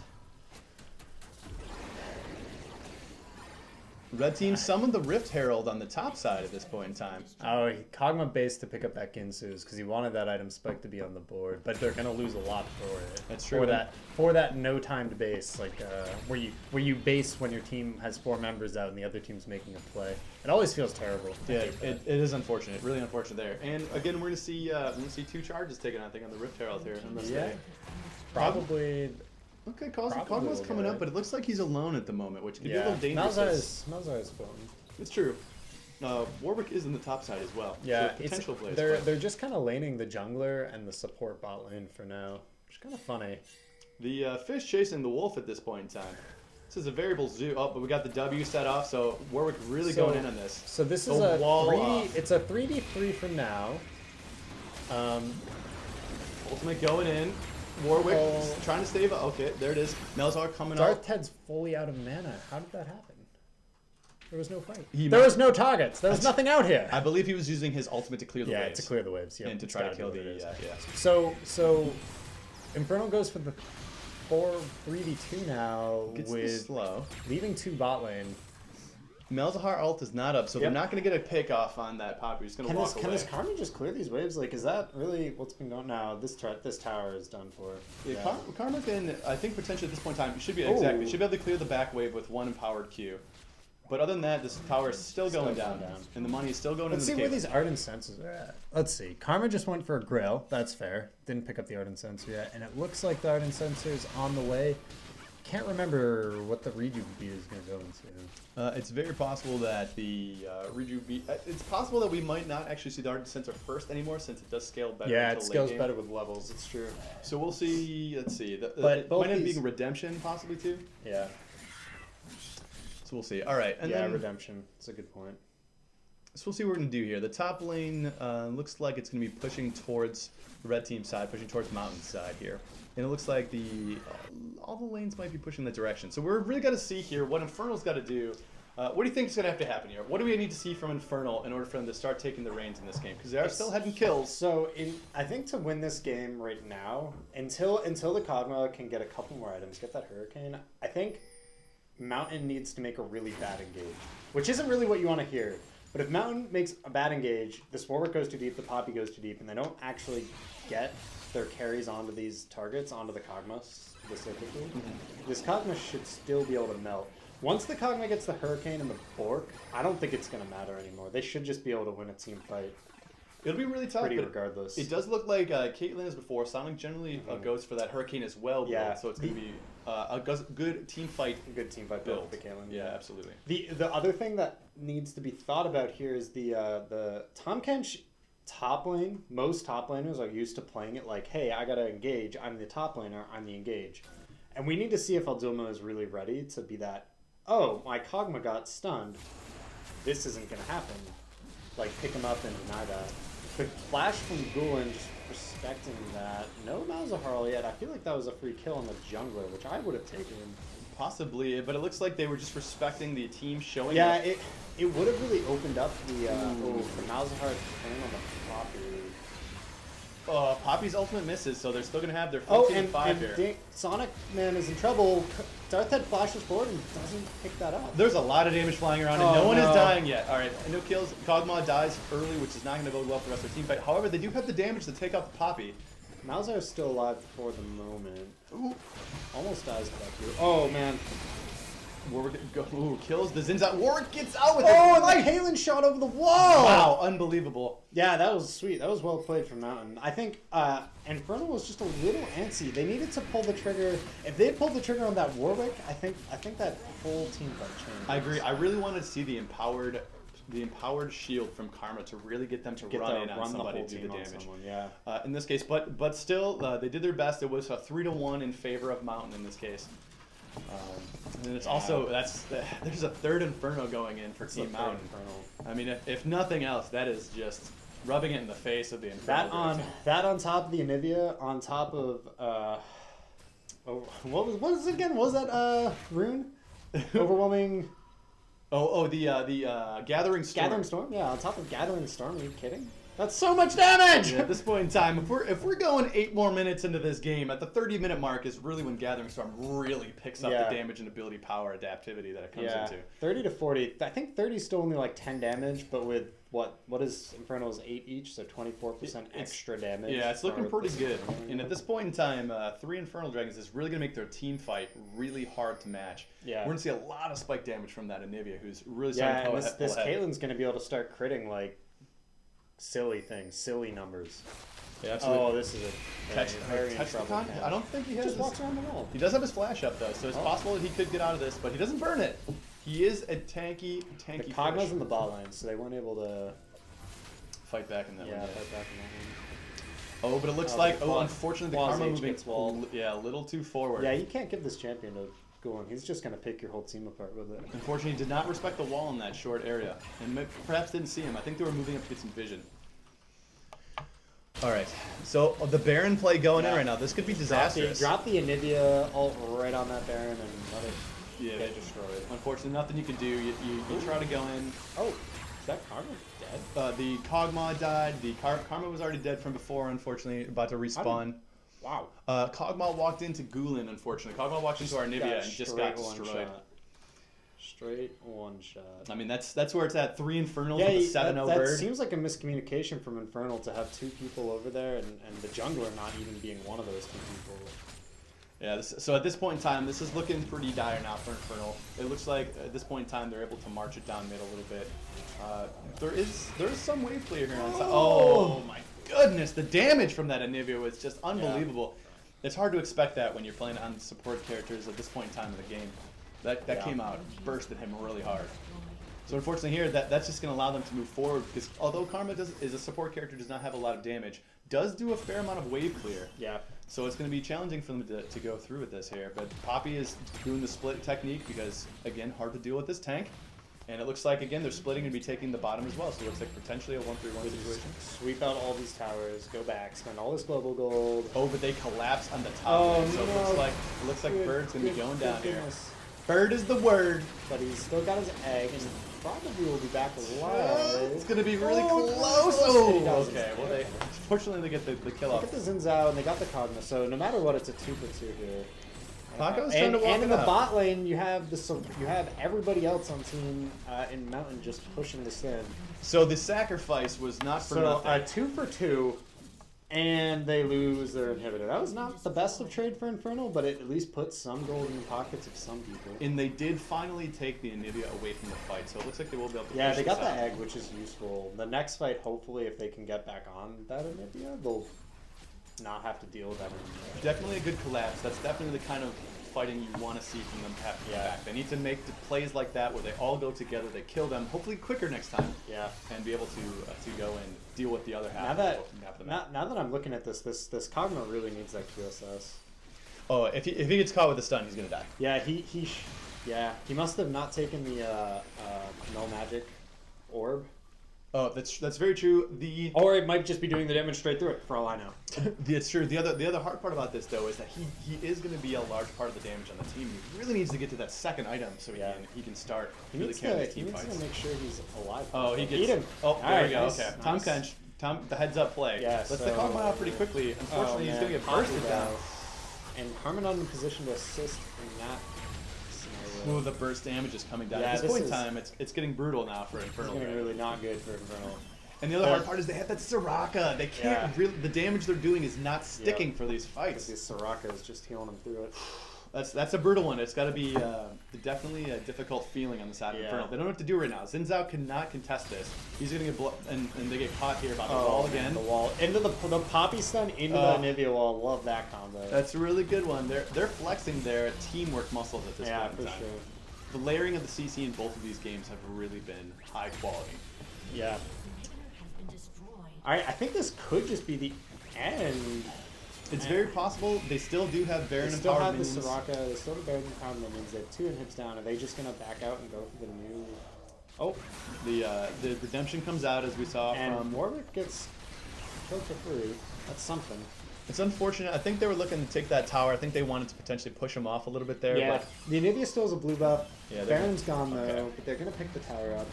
The Anivia zone control here should be enough for them to take this. Malzar's about to come up, but it should be enough time. If they want to go for it, they're going to have to Malzahar- call right now. The Malzahar doesn't have the TP, but they should just be going. They gotta go. They're not. It looks like they do have the Poppy ult, so it's possible if they do want to engage, they have a disengage. They also, I think they had minions slamming their turrets down there. Yeah, they lost their turrets here, so gotta defend. It's looking pretty good, right? I think at this point in time, Mountain has done a good job. from Triple inhibs are down, so this is some PvE time for Infernal. It's going to be pretty difficult at this point. We haven't gotten the 30-minute Team mark Mountain yet. going ahead and killing themselves real quick. They want to flex by showing that they also value themselves as dragons. They want to show, yes, I do show that I respect my own dragon kind, and I wish to honor it in a Viking type way, in a very, very combat style. if you will. Yeah. So what are we looking at here? How is, at this point in time, they've shown they're the closeout in the game. Is there any chance that Infernal could come back from this immense deficit of 2 super minions and every wave streaming in with difficult wave clear already? Somehow they're only down 11k through all of this, but I just can't see it. The Mountain should just group and walk down middle. And I think it's very possible to do. They need to run it down for sure, but they do have 2 items finally completed on the Kog'Maw, so it is possible for him to start melting those super minions fairly quickly with his W up. So it's not completely lost here. They're just going to have to be very smart about this next team fight. And here comes the group, and now the slow stroll down the mid lane. At this point in time, we're still looking that Caitlyn's wants to go back for something. It looks like he has an item that potentially he wants to finish. It might be what, Dominic's? Probably. QSS. Very good. Okay, there we go. So he is ready to go. He is not going to get caught by this Malzahar ultimate. He is not going to get caught by any CC. And they're just strutting down mid at this point in time. Just look at those wings flapping. Just flexing down mid lane.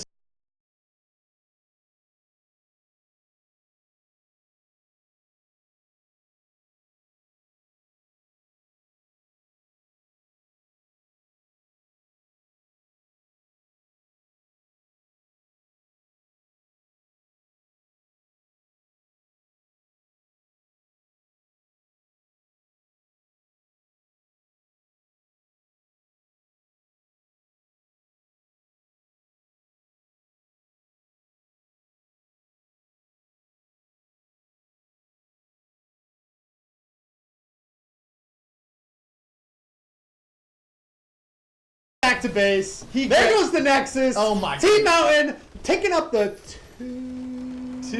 second win. The 2-0. The 2-0. Wow. So this series suddenly looks somewhat dire.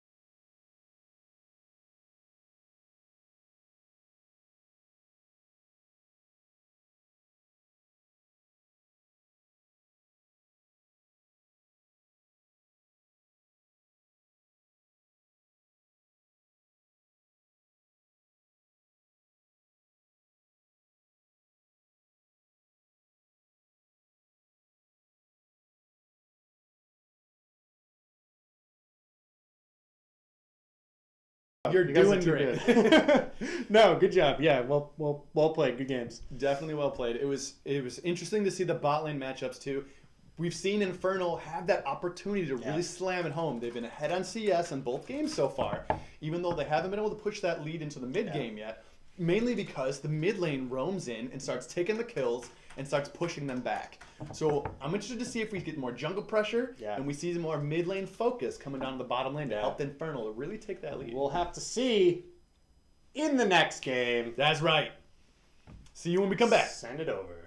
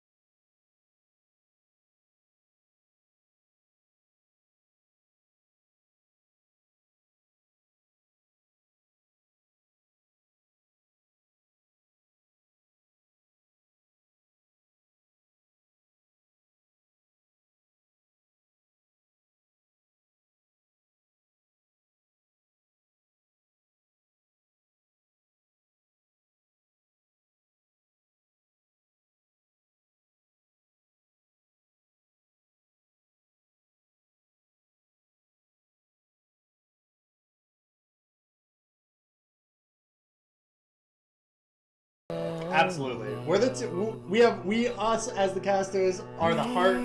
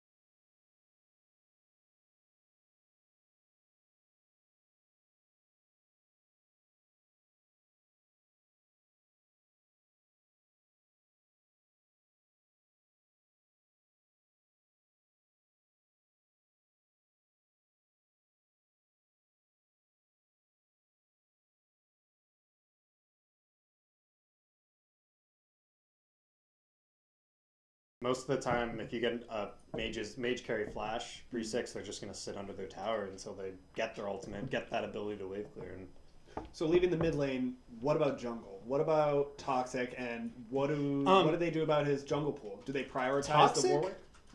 yeah, so Toxic actually played really well that game from what I saw. He had some good ganks. He died a lot, but like I don't think him dying was.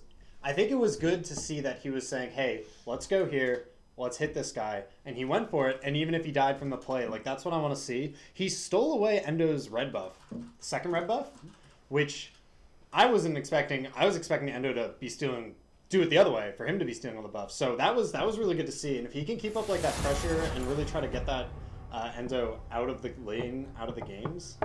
All right, and with that, we're going to get into Champ Select. Bans.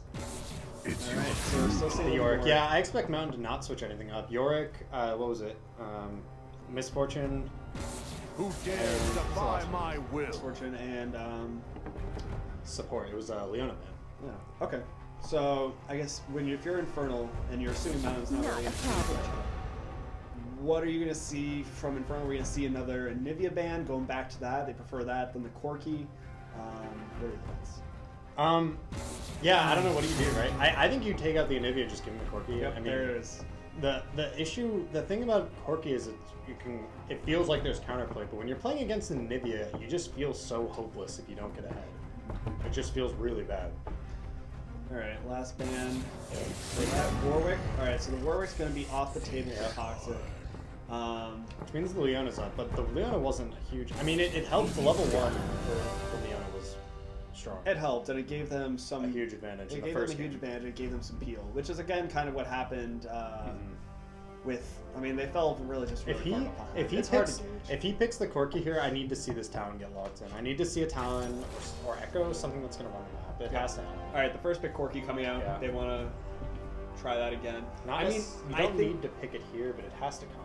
You can't just keep going mage to mage. It's not going to work. No.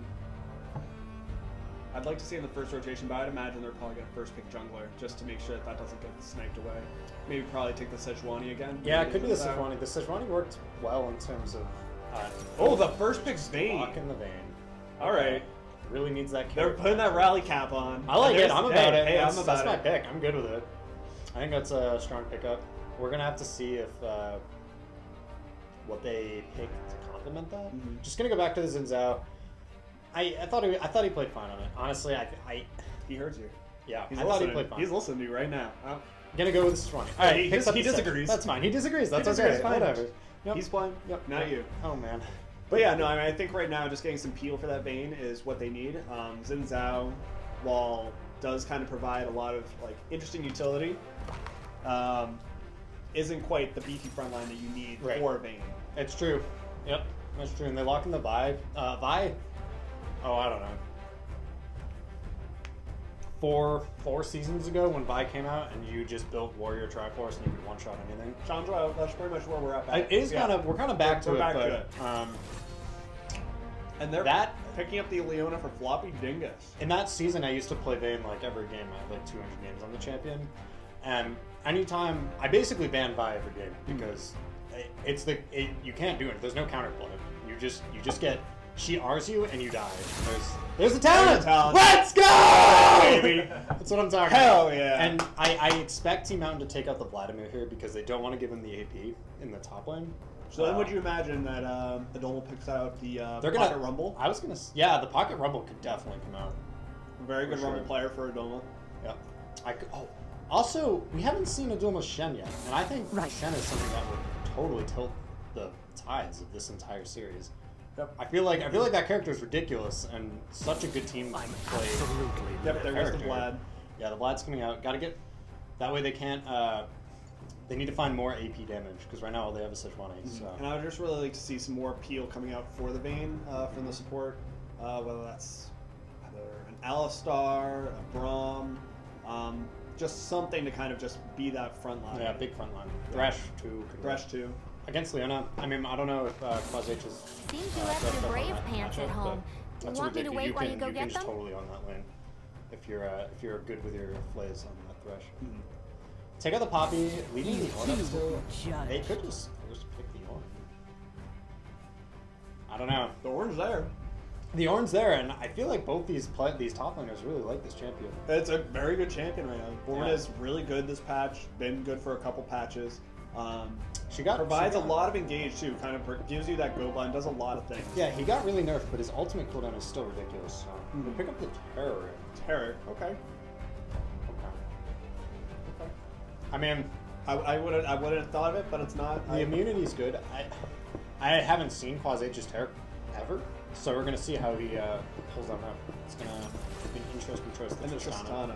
Yeah, That's gonna be interesting that he didn't go with the James. Yeah, I mean, I feel like Vayne into Tristana. That's hard. That's a hard matchup. That is a hard matchup. I expect the Vayne, especially Darth Ted, to really be. Yeah, Tristana in Leona. Tristana's face. Tristana Leona can basically hit level 2 and all in anybody. There's the Ornn, picked up by Colonel Paco. So what does he have in the gas for this? Why didn't we take the Terrex here and pick the Ornn before? Because there's got to be a pocket pick. There's got to be something. It's got to be a special pick. I would Or guess this- it's the Rumble because they do need some AP. Yeah. Or it's just something else. I mean, again, Adoma's Champion Ocean. Oh, baby! Baby! Yeah! Got some That's tentacles. what I'm talking about. I We want got the some intent to kill. I've heard tales that this is a really solid matchup for the Alawi.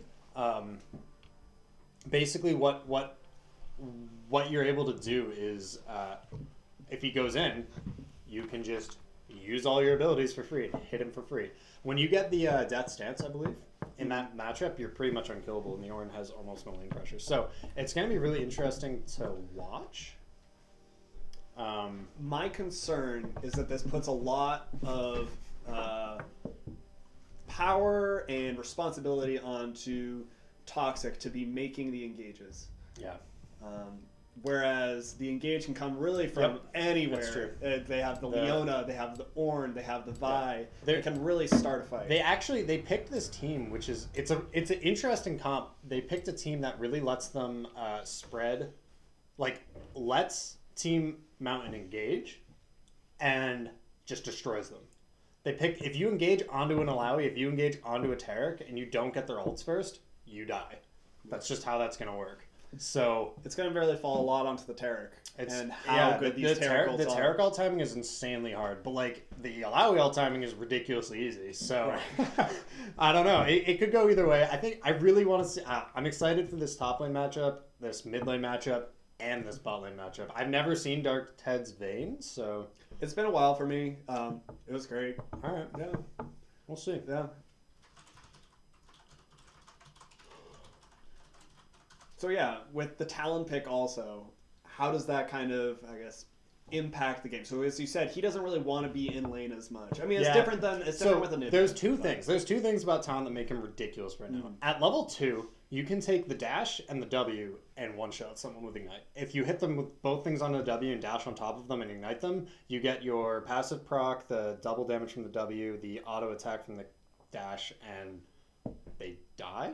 So, like, if Gulen isn't expecting that and it doesn't exhaust in time, it could be really bad for him. However, past that, once you get into the level 6 range, this Talon's ungankable. Just parkour everywhere. So this Vi's not really going to be able to help until 6. Would you say he's ungankable? I mean, just with the Vi kind of point and click lockdown? Yeah. I mean, I think that's going to be a really big deal for locking down both the Vayne and the Talon. It will be. Which is where the Terracotta comes in. So they did think about this, but again, timing is everything on that. It might just not work. The timing just... The amount of damage that Vi can do with Corki throwing rockets is a lot. Is a lot. Also think, small things to notice and keep in mind, for Sejuani's passive on her E, she does have 3 other melee champions. Yeah. That does actually come into play when That's we get huge. into late game team fights where you can start really stunning up a lot of people pretty quickly. Just the way it works. Yeah, definitely. Yeah. We'll 4 stacks per melee person in range. Yeah, 4 other melee champs on that team. That's a lot. Yeah. It's and not only that, but Tarek has the attack reset, so he can put 2 stacks on someone, stun them with his E, and if Sejuani's nearby, they get 2 free stacks, and that's a pretty easy secondary follow-up stun from the Sejuani. So it'll be cool to see how that gank goes, if those ganks go. We're gonna have to see how Toxic chooses to affect this game. It's going to be interesting to see how Toxic chooses to affect this game and how the Ornn affects this game. Yeah. Because Alawi's teleport presence isn't quite the same as Ornn. And the other good news here is that the Team Mountain doesn't have... They have the Vi and they have the Ornn. Those are 2, like, super tanky members. Sure. And they can just build straight armor. So if you're Team Mountain, you're looking at this draft like, we won. This is over. Because these 2 people are just going to be straight up unkillable. Within 20 minutes of the game, they'll have 700 armor and just... not die. But if you get to 40 minutes, you have a Vayne. True. You have a Vayne if you get to 40 minutes. Especially if that Vayne picks up a Ginsu's. Oof. Shop. All right, let's see if we can see what's going on for some keystones here. Fleet-footed on both the ADs. Guardian on both the supports. Fleet-footed Corki. Electrocute Talon. Grasp Sejuani. That one's interesting. Klepto. The Klepto coming out for the... Alawi is going to be huge, I think. I'm trying to think if there's another keystone that would be more beneficial, but I think that that'll just kind of really add to her early bullying presence in this lane. Bullying and sustain, like the sustain from Klepto is ridiculous. People don't even talk about that. And the thing about it is you can get Klepto procs when you pull. So if you pull someone and you have their clone and you're just wailing on them with your Qs, and your W, I believe. You can just get free Klepto procs forever. And your W pretty much like insta-procs it. Yeah, for sure. Well, here we are. Game 3. Could be match point. 2-0. Mountain. Infernal looking to make the comeback. Everyone's playing real safe. We got a thumbs up. They're ready to roll. Who's got from jump? Yeah, I think Infernal needs to leave it all on the line. They need to play their heart out in this game and really just like pull it together and see if they can pick out a win. If we get a 3-0, I'll be sad. That's all I'm going to say. Yeah. No. I'll be happy for Mountain, but I'll be sad in general. A win's a win. A win's a win, but... We don't put suit and ties on for a 3-0. Yeah, we don't put suit and ties on for a 3-0. Tab? Turn off the tab. Okay. Why'd you turn off the third mouse click move thing? I didn't. Oh. Okay, I'll fix it later. We're good. It's probably just not bound. Sorry. No, we're good. We good. We're good. We're just chilling. We're having a good time. So just put your second hand on. Do we have? Like that dies. Okay, just do before you Do we ever turn off Spotify? Do we turn off Spotify? Yeah, it's off. Woo! Alright, and we're in it, ladies and gentlemen. A little bit of damage. Alright, so yeah, it's going to be a difficult early lane coming in mid lane. Oh, some hot cheese again. They do with the cheese again. I like cheese too. Pretty reasonable. I don't know, that wasn't a huge deal. Yep, the overheal. Overheal strat coming on for the Vayne. Double Targons. So 4 Targons in the game. Lots of shields. Yep. Lots of health. Super safe. Which is really what you want to be. But again, We kind of need Darth Ted With to Infernal going for that bot lane cheese again, they gave their jungler a really bad start. This Sejuani has a really hard time starting red because your second clear on the rates is terrible. So I'm expecting this Sejuani to just base after she clears this, but actually her health bar is doing okay, so maybe not. Red team's 2 here. They need to press this. I don't know what they're doing. Just go. Oh, I guess they're both 2 now.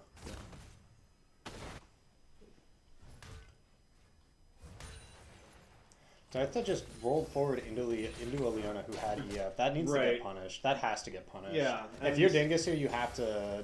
The second that Bane tumbles, you E, the Tristana E's, and that Bane dies. Yep. And, I mean, right now, just getting... Oh, Endo headed top side. Looking for the top lane gank on a really pushed lane. Yeah, Gonna get the think knockout. there's anything here. Just a little bit of damage coming out, and Alawi getting the smackdown on the clone. Yep. And we're going to see 2 tentacle spawns. That's how that works now. If anyone doesn't really remember how the changes work, because Lord knows I don't play enough Alawi, but it's 2 tentacles, and after that, the curse fades away. But yeah, just kind of a more stable lane than we're used to seeing in this bot lane for right now. But Darth Ted being really aggressive with the tumbles. There we go. E on the Leona. But first blood going mid lane. Yep, the solo there kill. We go. I'm telling you, that level 3 Talon, level 4 Talon is... Rally, baby! If you don't expect it, that's a real big problem, and Gulen did not expect it. Hell yeah. That's what I like to see for Team Infernal. He did exhaust, which is good, but he still probably died to the bleeds and the true damage. Yeah, this gives the Talon a lot more liberties to kind of play the way the Talon wants to play. Oh, and the Vi coming in. He should be okay. This should be another kill. Oh, this is a bait. There we go. Oh, damage coming out of the Vi. There's the stun. But the outplay! And he's gone. He's gone. He's gone. 2 kills for this Talon, that's huge. He's gonna have a very big job in his plate coming up. He needs to really spread those kills out and get everyone on his team rolling. Yeah, and this is good. This is exactly what we were saying needed to happen. They needed a way to shut down Gulen and kind of like put him in his place. You know, he's been kind of riding high. And this bot lane is going the exact same way as it's gone all 3 games. So this isn't too different or like weird, I guess. And every time in the end. Gulen has come down to He's stun on the Bane.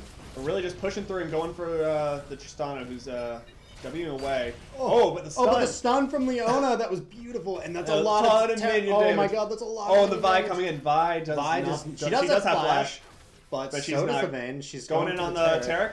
Flash burn. Ooh. But I don't know if that's going to be enough. I don't think the Tristana. Leona coming in. But flash of the Taric. Oh, but she's deep. Yeah, she's deep. All right, nothing. Just kind of a bunch of flashes straight, but yeah, that's spicy. It's a lot of summoners burned. A lot of return kills that can connect later. Here we are, the man himself. And we're seeing in the top lane. I mean, it's actually pretty even in farm. Ornn kind of just also has kind of his built-in sustain with his passive. So yeah, that character does a lot of things. Character's silly. So yeah, Alawi has Klepto and. Ornn can just build items. And here we go, the Talon going in again. Just, I wouldn't even call that a trade. That was just a domination. Full, kind of go back to base.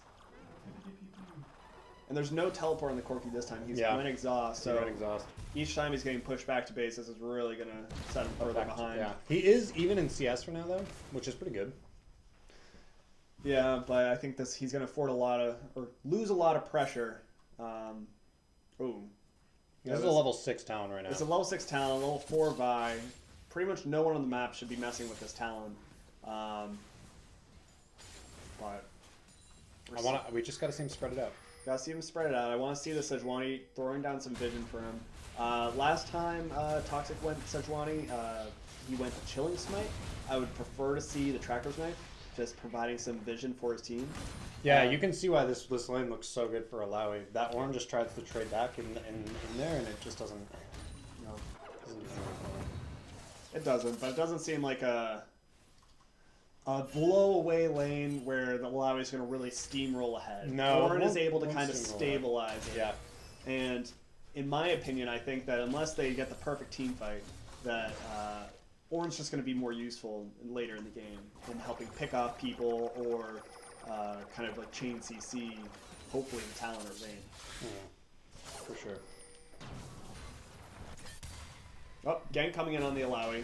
But this is a Smacking level around, but 6 this is a level 6 Alawi. Orin's got to be careful. But I think there's enough damage here. Oh! Oh! And There the is enough double. damage, Where's but the there's enough double? damage for the... Oh! Oh, jeez. Nice man!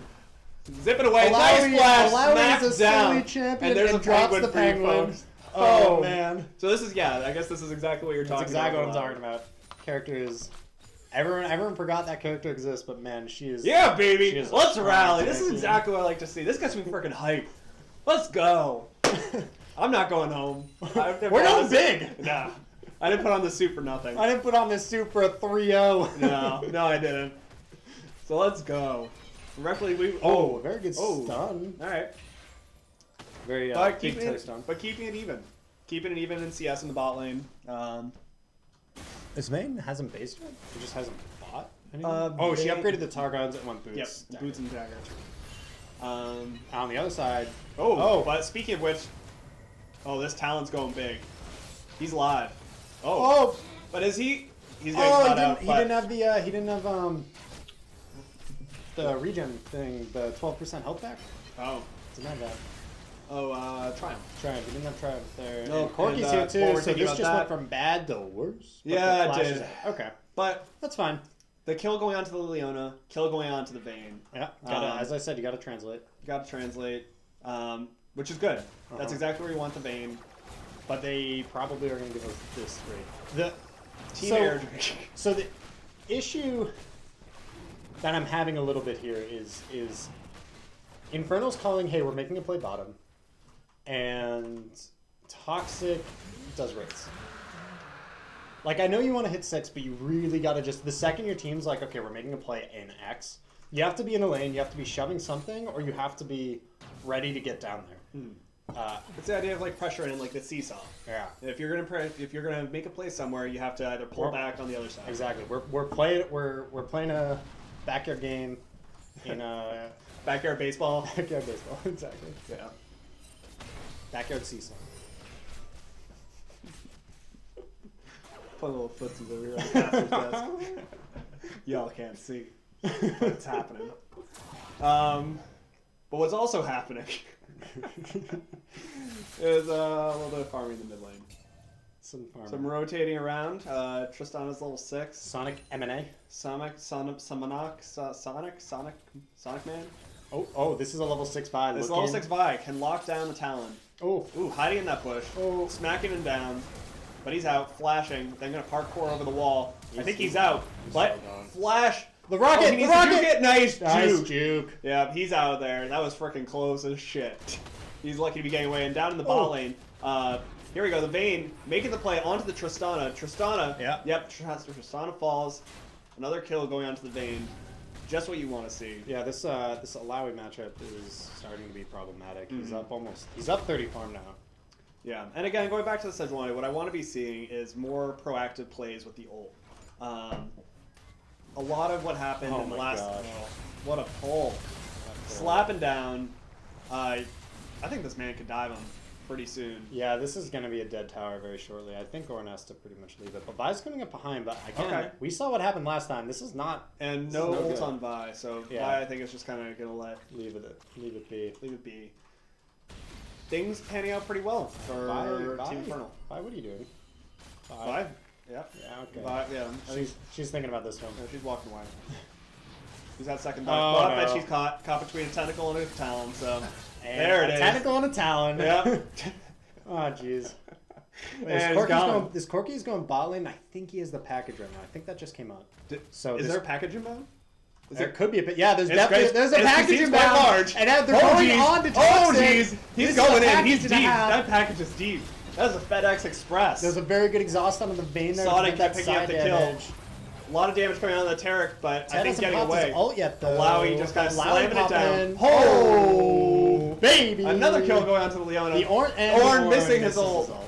But that's all right. I don't. Disappointing, but Yeah, you can't win them all. Ooh, but still some damage going on in the Vayne. But this Alawi holding strong, holding on the line, slapping down some tentacles. so even with this advantage that team in Infernal managed to pick up, there's still that huge issue of, well, at some point this Leona and this Ornn are just gonna have 700 armor, and even the Vi rushed Ninja Tabby to pick up extra armor. Oh. There's Vayne with no mana. health. Kind of having to respect this tower. Same with the exact same thing with the Alawi. This tower's gonna have to go down. This is first tower too. This is huge for Mountain. This is. Bringing it back, a little bit of a 2K deficit. Yeah, 2K. Which is not. They need that. They need that. If they're gonna stay in this game, they need to keep those advantages small. They also got the Drake. They got the Drake too. That air Drake would have been so big for this Talon to air out the map. Like, yeah, this Talon backing right now really picks up the Mobies already. Good. That's what I like to see. That's exactly what he needs to do in order to going spread back for the the kills. Duskblade, probably. Yeah. Now he's a very scary Talon. That's a scary Talon. Yeah, that's a scary dude. I'd be very afraid if I were that. If you face check a bush with a Deathblade Talon, and that Vi too. That Vi's gonna be squishy for a long time. Yeah, the Vi's looking to go Warrior, which I think I might have gone Cinder. When I saw if I saw their lock-ins on that Vi, I'd probably go. Saw their lock-ins, or even just saw the first blood going on to the Talon. Yeah, probably just go Cinderhulk into some armor, and be engaged instead of the assassin. Oh man. Oh, a very good rocket jump buffer, but it might not be enough. Probably could have just ulted they have to wait on minions, but what I really want to see is if we're going to see the dive on Sejuani. Sejuani's just walking away. Oh man, this Vayne just popped. Do we have a catch here? No? Okay. Okay. He thought he saw something. Jumping at ghosts. No. But yeah, no, just kind of sieging here at this tower. Yeah, pretty back and forth. I mean, there's not much that they can really do to dive unless someone really steps up and gets caught by a Alawi or Terror. Remember about, I don't know, 5 minutes ago when we checked in with top lane and we saw that Ornn at 50 CS? He's at 59. Ooh. That is a hard lane. He has been zoned off of so much gold, maybe even EXP. But yeah, he's 2 levels down, so a lot of gold and a lot of EXP being wasted. All right, throwing down the Terror Cult. They're going in on this one. Coming out. But Ornn kind of trying to stall the as best from the they can. side? Yeah, Vi from the side, getting contemned away. Paco Paco picking up the kill on Terror. But here comes there we go, a 3-man Alawi tentacle. But still doesn't. Feeling pretty underwhelming. Yeah, Talon is just pushing top lane. He's gonna pick up a tower.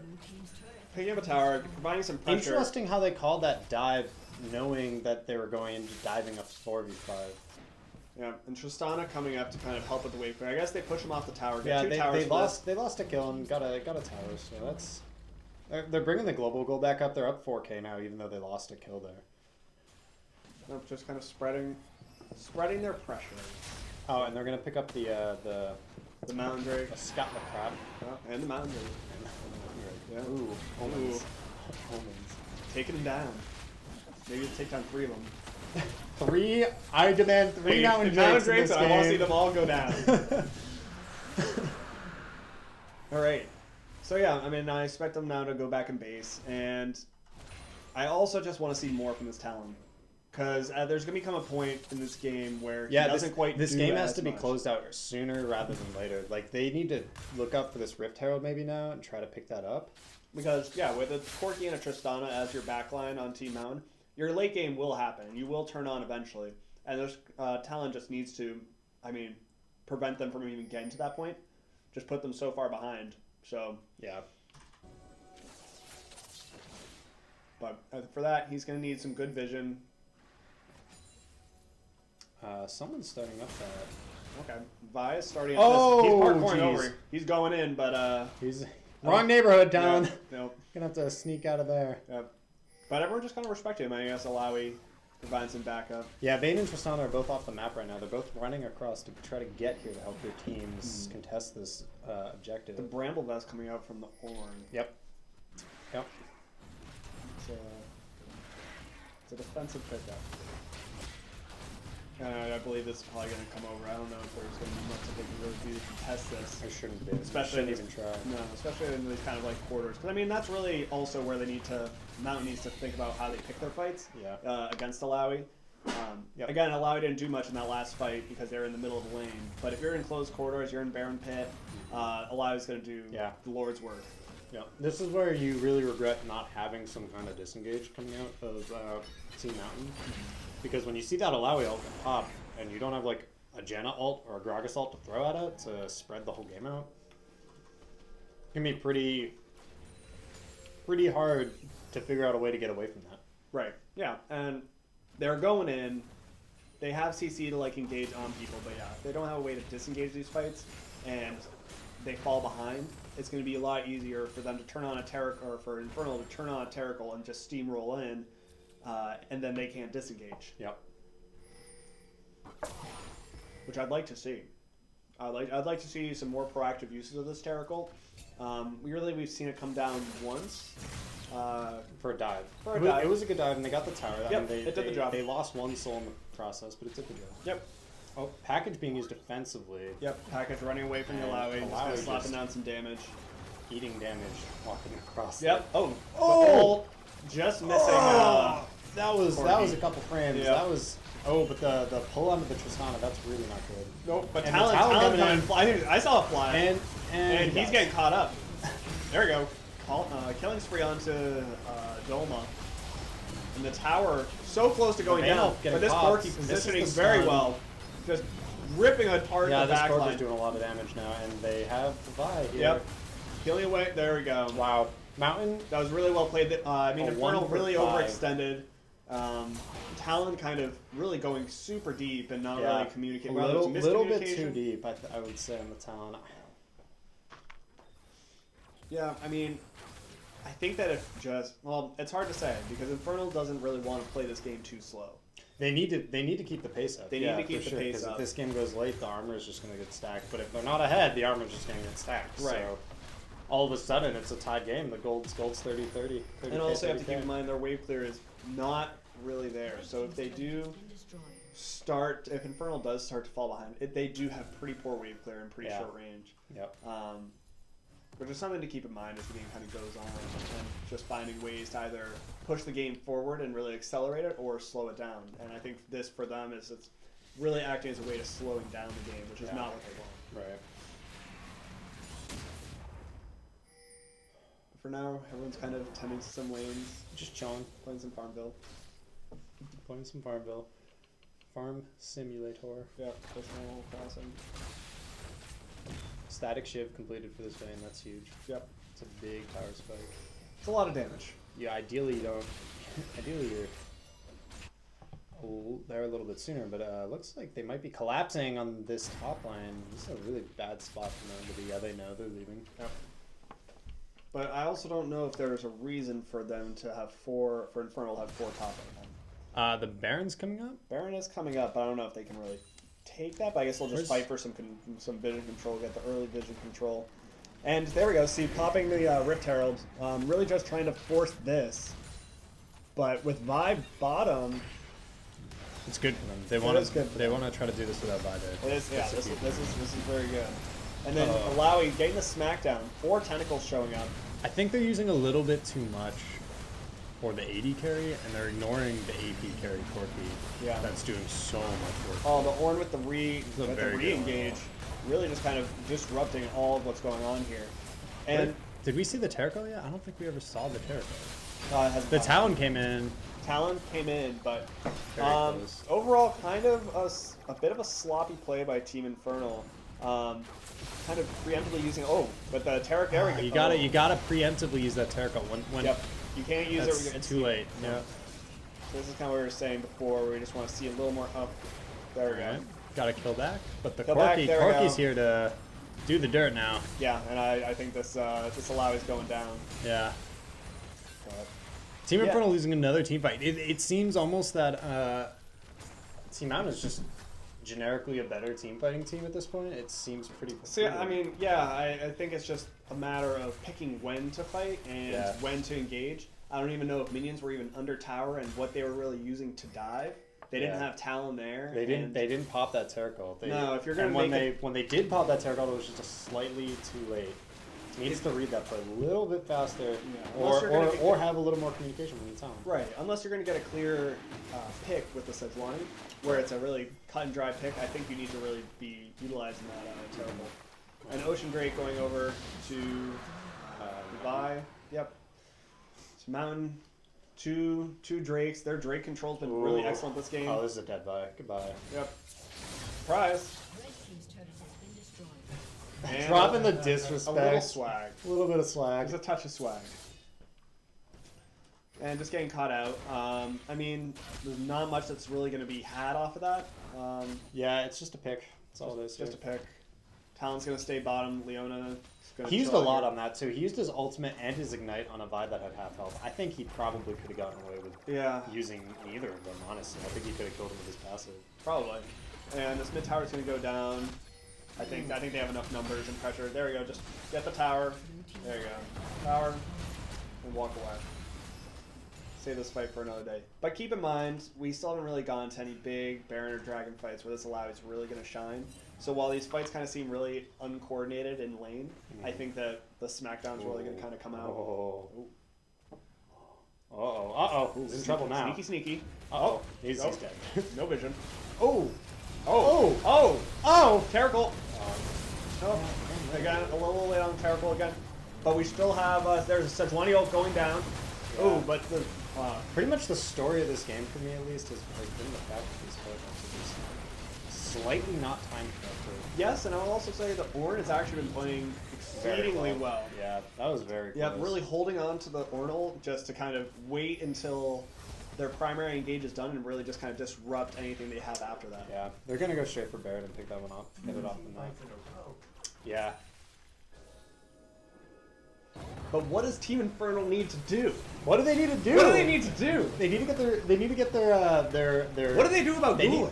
What do they do about Gulen? That's the question, right? They need to kill him. They keep throwing Alawi ult onto like people that aren't Gulen. He's just all their damage. I mean, actually that's not even true. I guess this the Tristana actually built an early Arvis blade to prevent the Alawi from killing Gulen, which is a very smart move by him. Yeah, I mean, I'd almost like to see holding on to the Alawi ult until like maybe the Ornn ult or some of the other disruptive ults are down. It seems like the Alawi ult was early both of those fights. Yeah. And interestingly, I think the only reason those fights even went so bad was because that Alawi ult was down. Team Mountain was like, hey, we can Ornn ult and re-engage this. Right.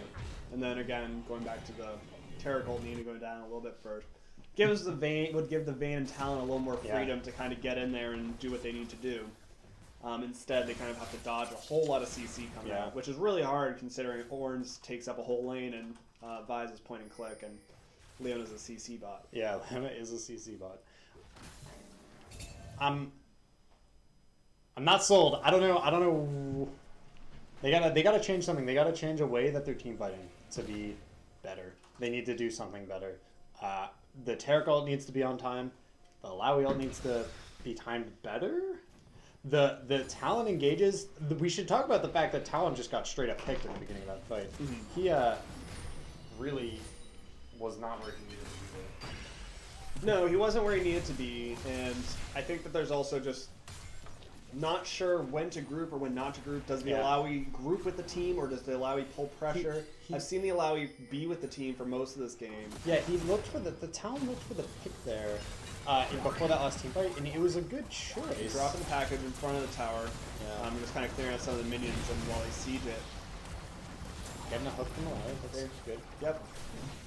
But I just want to see. I need this Talon to be flanking even. Oh, he ulted and then he dropped the. Oh! I want to see the Terra Gold now. Or there we go. There we go. This is exactly what we want to see. This is a good. Oh my goodness! Really absorbing a lot of that damage. But yeah, they need to really focus their targets. And Darth still alive. Still alive. Oh, can he get this kill on this Corki? Or on someone. There we go. Gang one. On the Vi. There it is. Yeah. Double kill coming out for the. Oh, is it gonna be a triple baby? Oh, baby! No, it's shut down. Could still be a quadra. Oh. And then coming in and well played by this. Wow, well played by Mountain. That was really well played by Mountain. Both of those members coming out huge right there. Really turning that around. Yeah, for sure. Holy shit. So, yeah. But this is like, man, He's got no words. I got no words. I'm waiting for words, but got no words. Nope.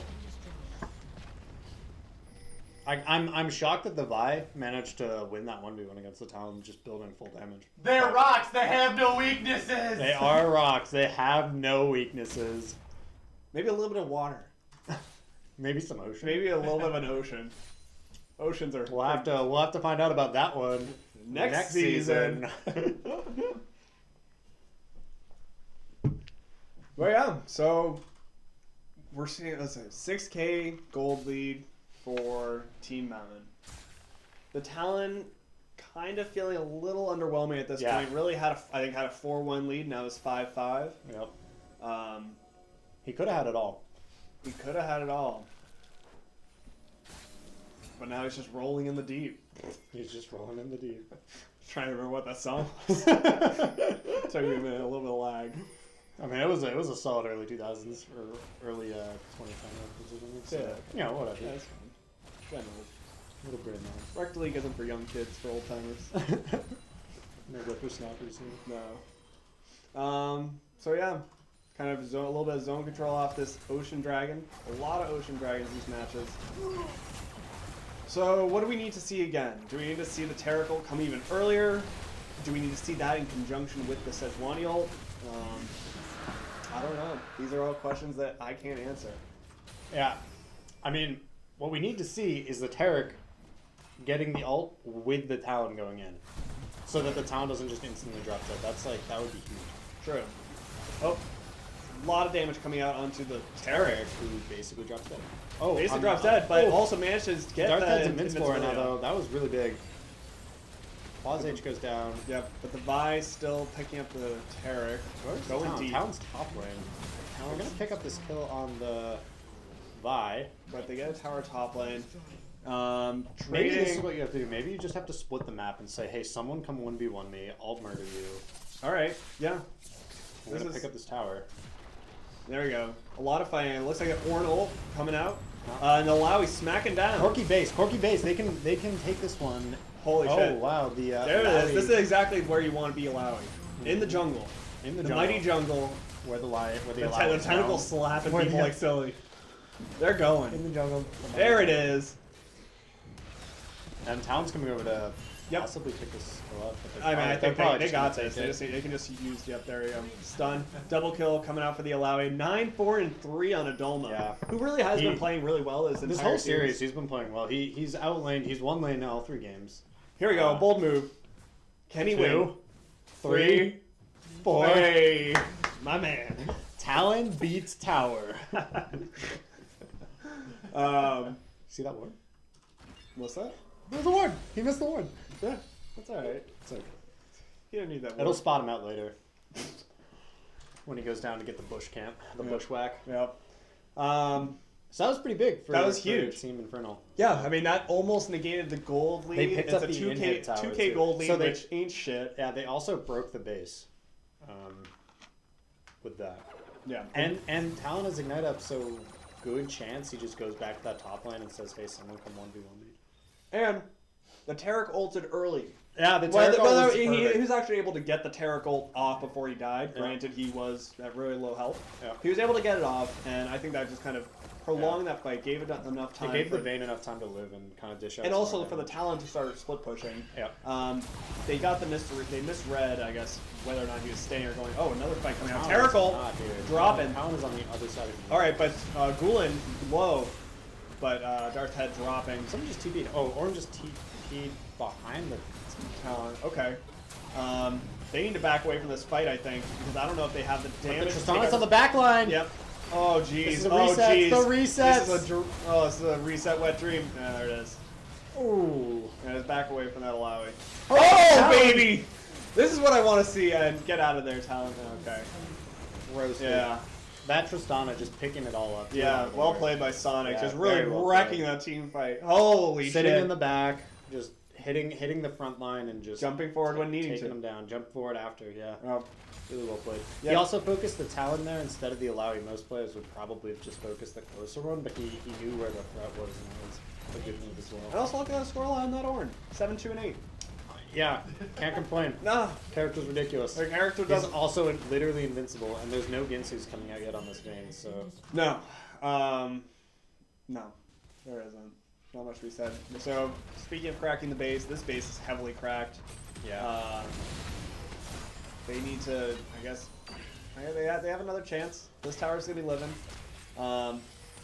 Vayne, though, I guess really got picked off early in that last fight. I didn't quite see Yeah, how I it didn't see happened. how it happens. She but- must have not been in the Terror Cult, or if she was, she didn't. Or it wasn't early enough. It or, didn't matter. Yeah, because I mean, I again, think that Terror Terror- Cult doesn't get rid of CC. And Right. there is enough peel with Leona and Vi, and I guess Orin wasn't there, to really peel off the Vayne or...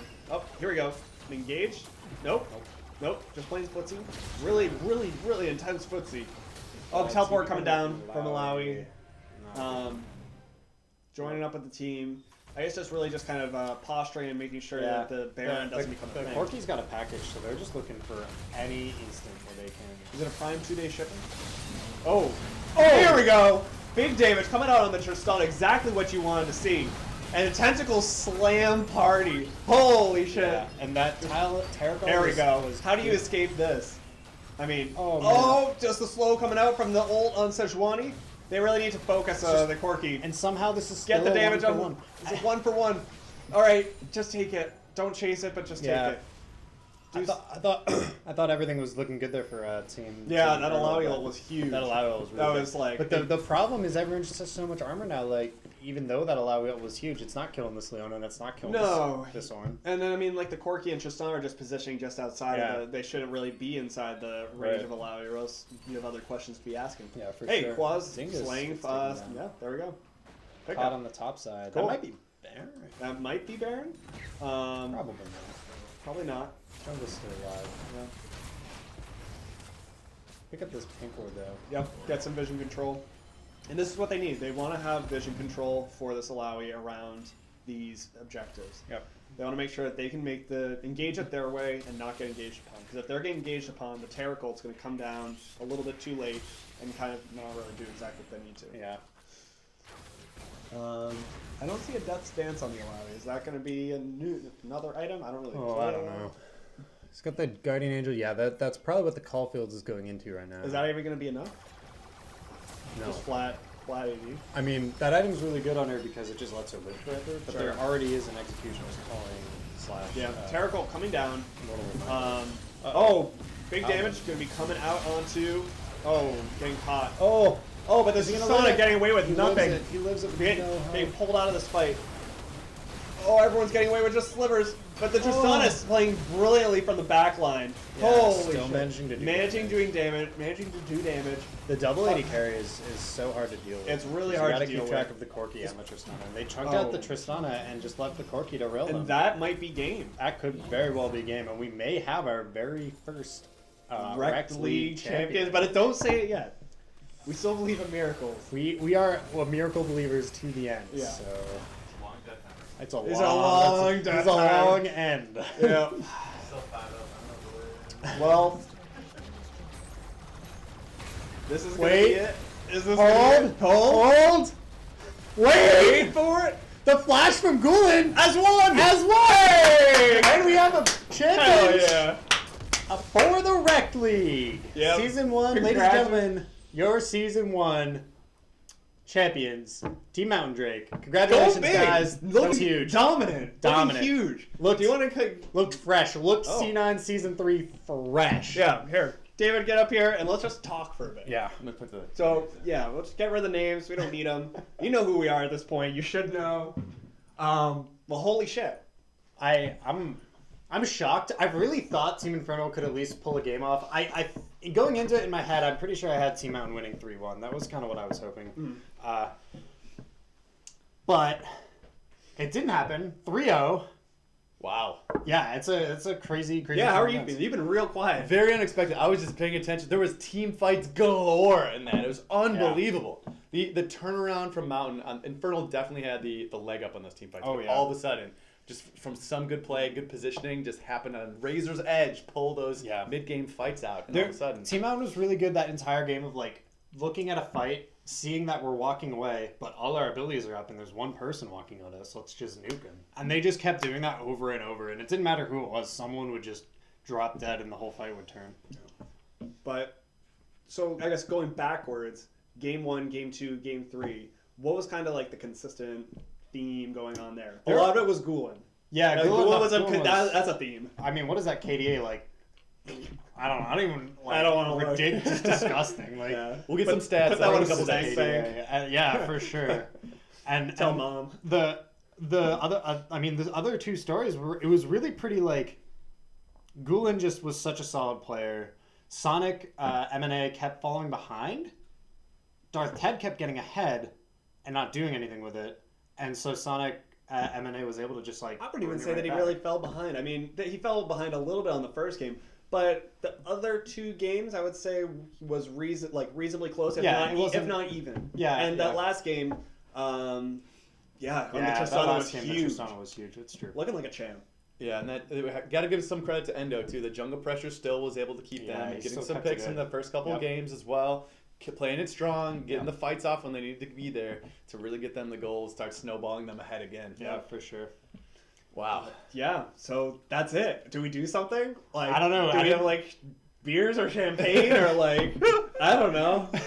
That's it. Season That's 2, the one. budget goes up, and season 2 will get some champagne. Yes, for this just like season 2 is gonna be sick. Should we talk about it a little? Yeah, why not? All right, Just, so like, free talk. for season 2, we're looking a little bit into extending our player base. We have 12, maybe 15 at this point people signed up. So we're looking to get 4 more teams. If anyone out there wants to play, there's a Google Doc in the Discord you need to fill out. Please do it. We need like 5 or 6 or 7 or something more people. Yep. We're getting there. So season 2's coming. We're thinking February potentially. Probably like first week. First If we week can of do like February. first week of February. It really all depends on how fast we can get people together. Yep. Also, if you want to like either post in the Facebook group or the Discord things that you want to see for season 2, things that like would make your life easier, or I guess just like make things better or more hype or what have you. Short of having a video producer on every team who can really amp it up. Like Endo. Endo. Woo! Hey, baby. The hype video. Yeah. And on top of that, we want to let everyone know that we haven't decided if the teams are going to be swapped or if we're going to stay in place. Again, that's going to depend on the incoming crowd of people. If the elo is relatively similar, like if we think the skill gap can be bridged more or less, we'll probably keep with the same teams and just keep on keeping on. But we'll be running some simulations for drafts and probably some mock captain drafts as well. So just as a state of the league address, that's where we're at. And website. We have a website kind of that's like in the works, slow rolling. Adolma's been doing most of the work on that. I've been kind of trying to chip in when I've had time, along with doing other stuff. Yeah. But so yeah, lots of big things. Yeah. But I want to say one thing. This guy has done like so much for this like group. Like all the media that you see, he's done all of it except for the first overlay. Shout out to Shoemaker and Schuster. Yeah, so he's a good guy. Yeah, we couldn't do it without him. But yeah, so from all of us here at the Rec League, thank you, and we'll see you season 2. More wrecking. Woo! Is that it? Are we done? Yeah, we're good. Okay. Stop the stream. You can get out of here. What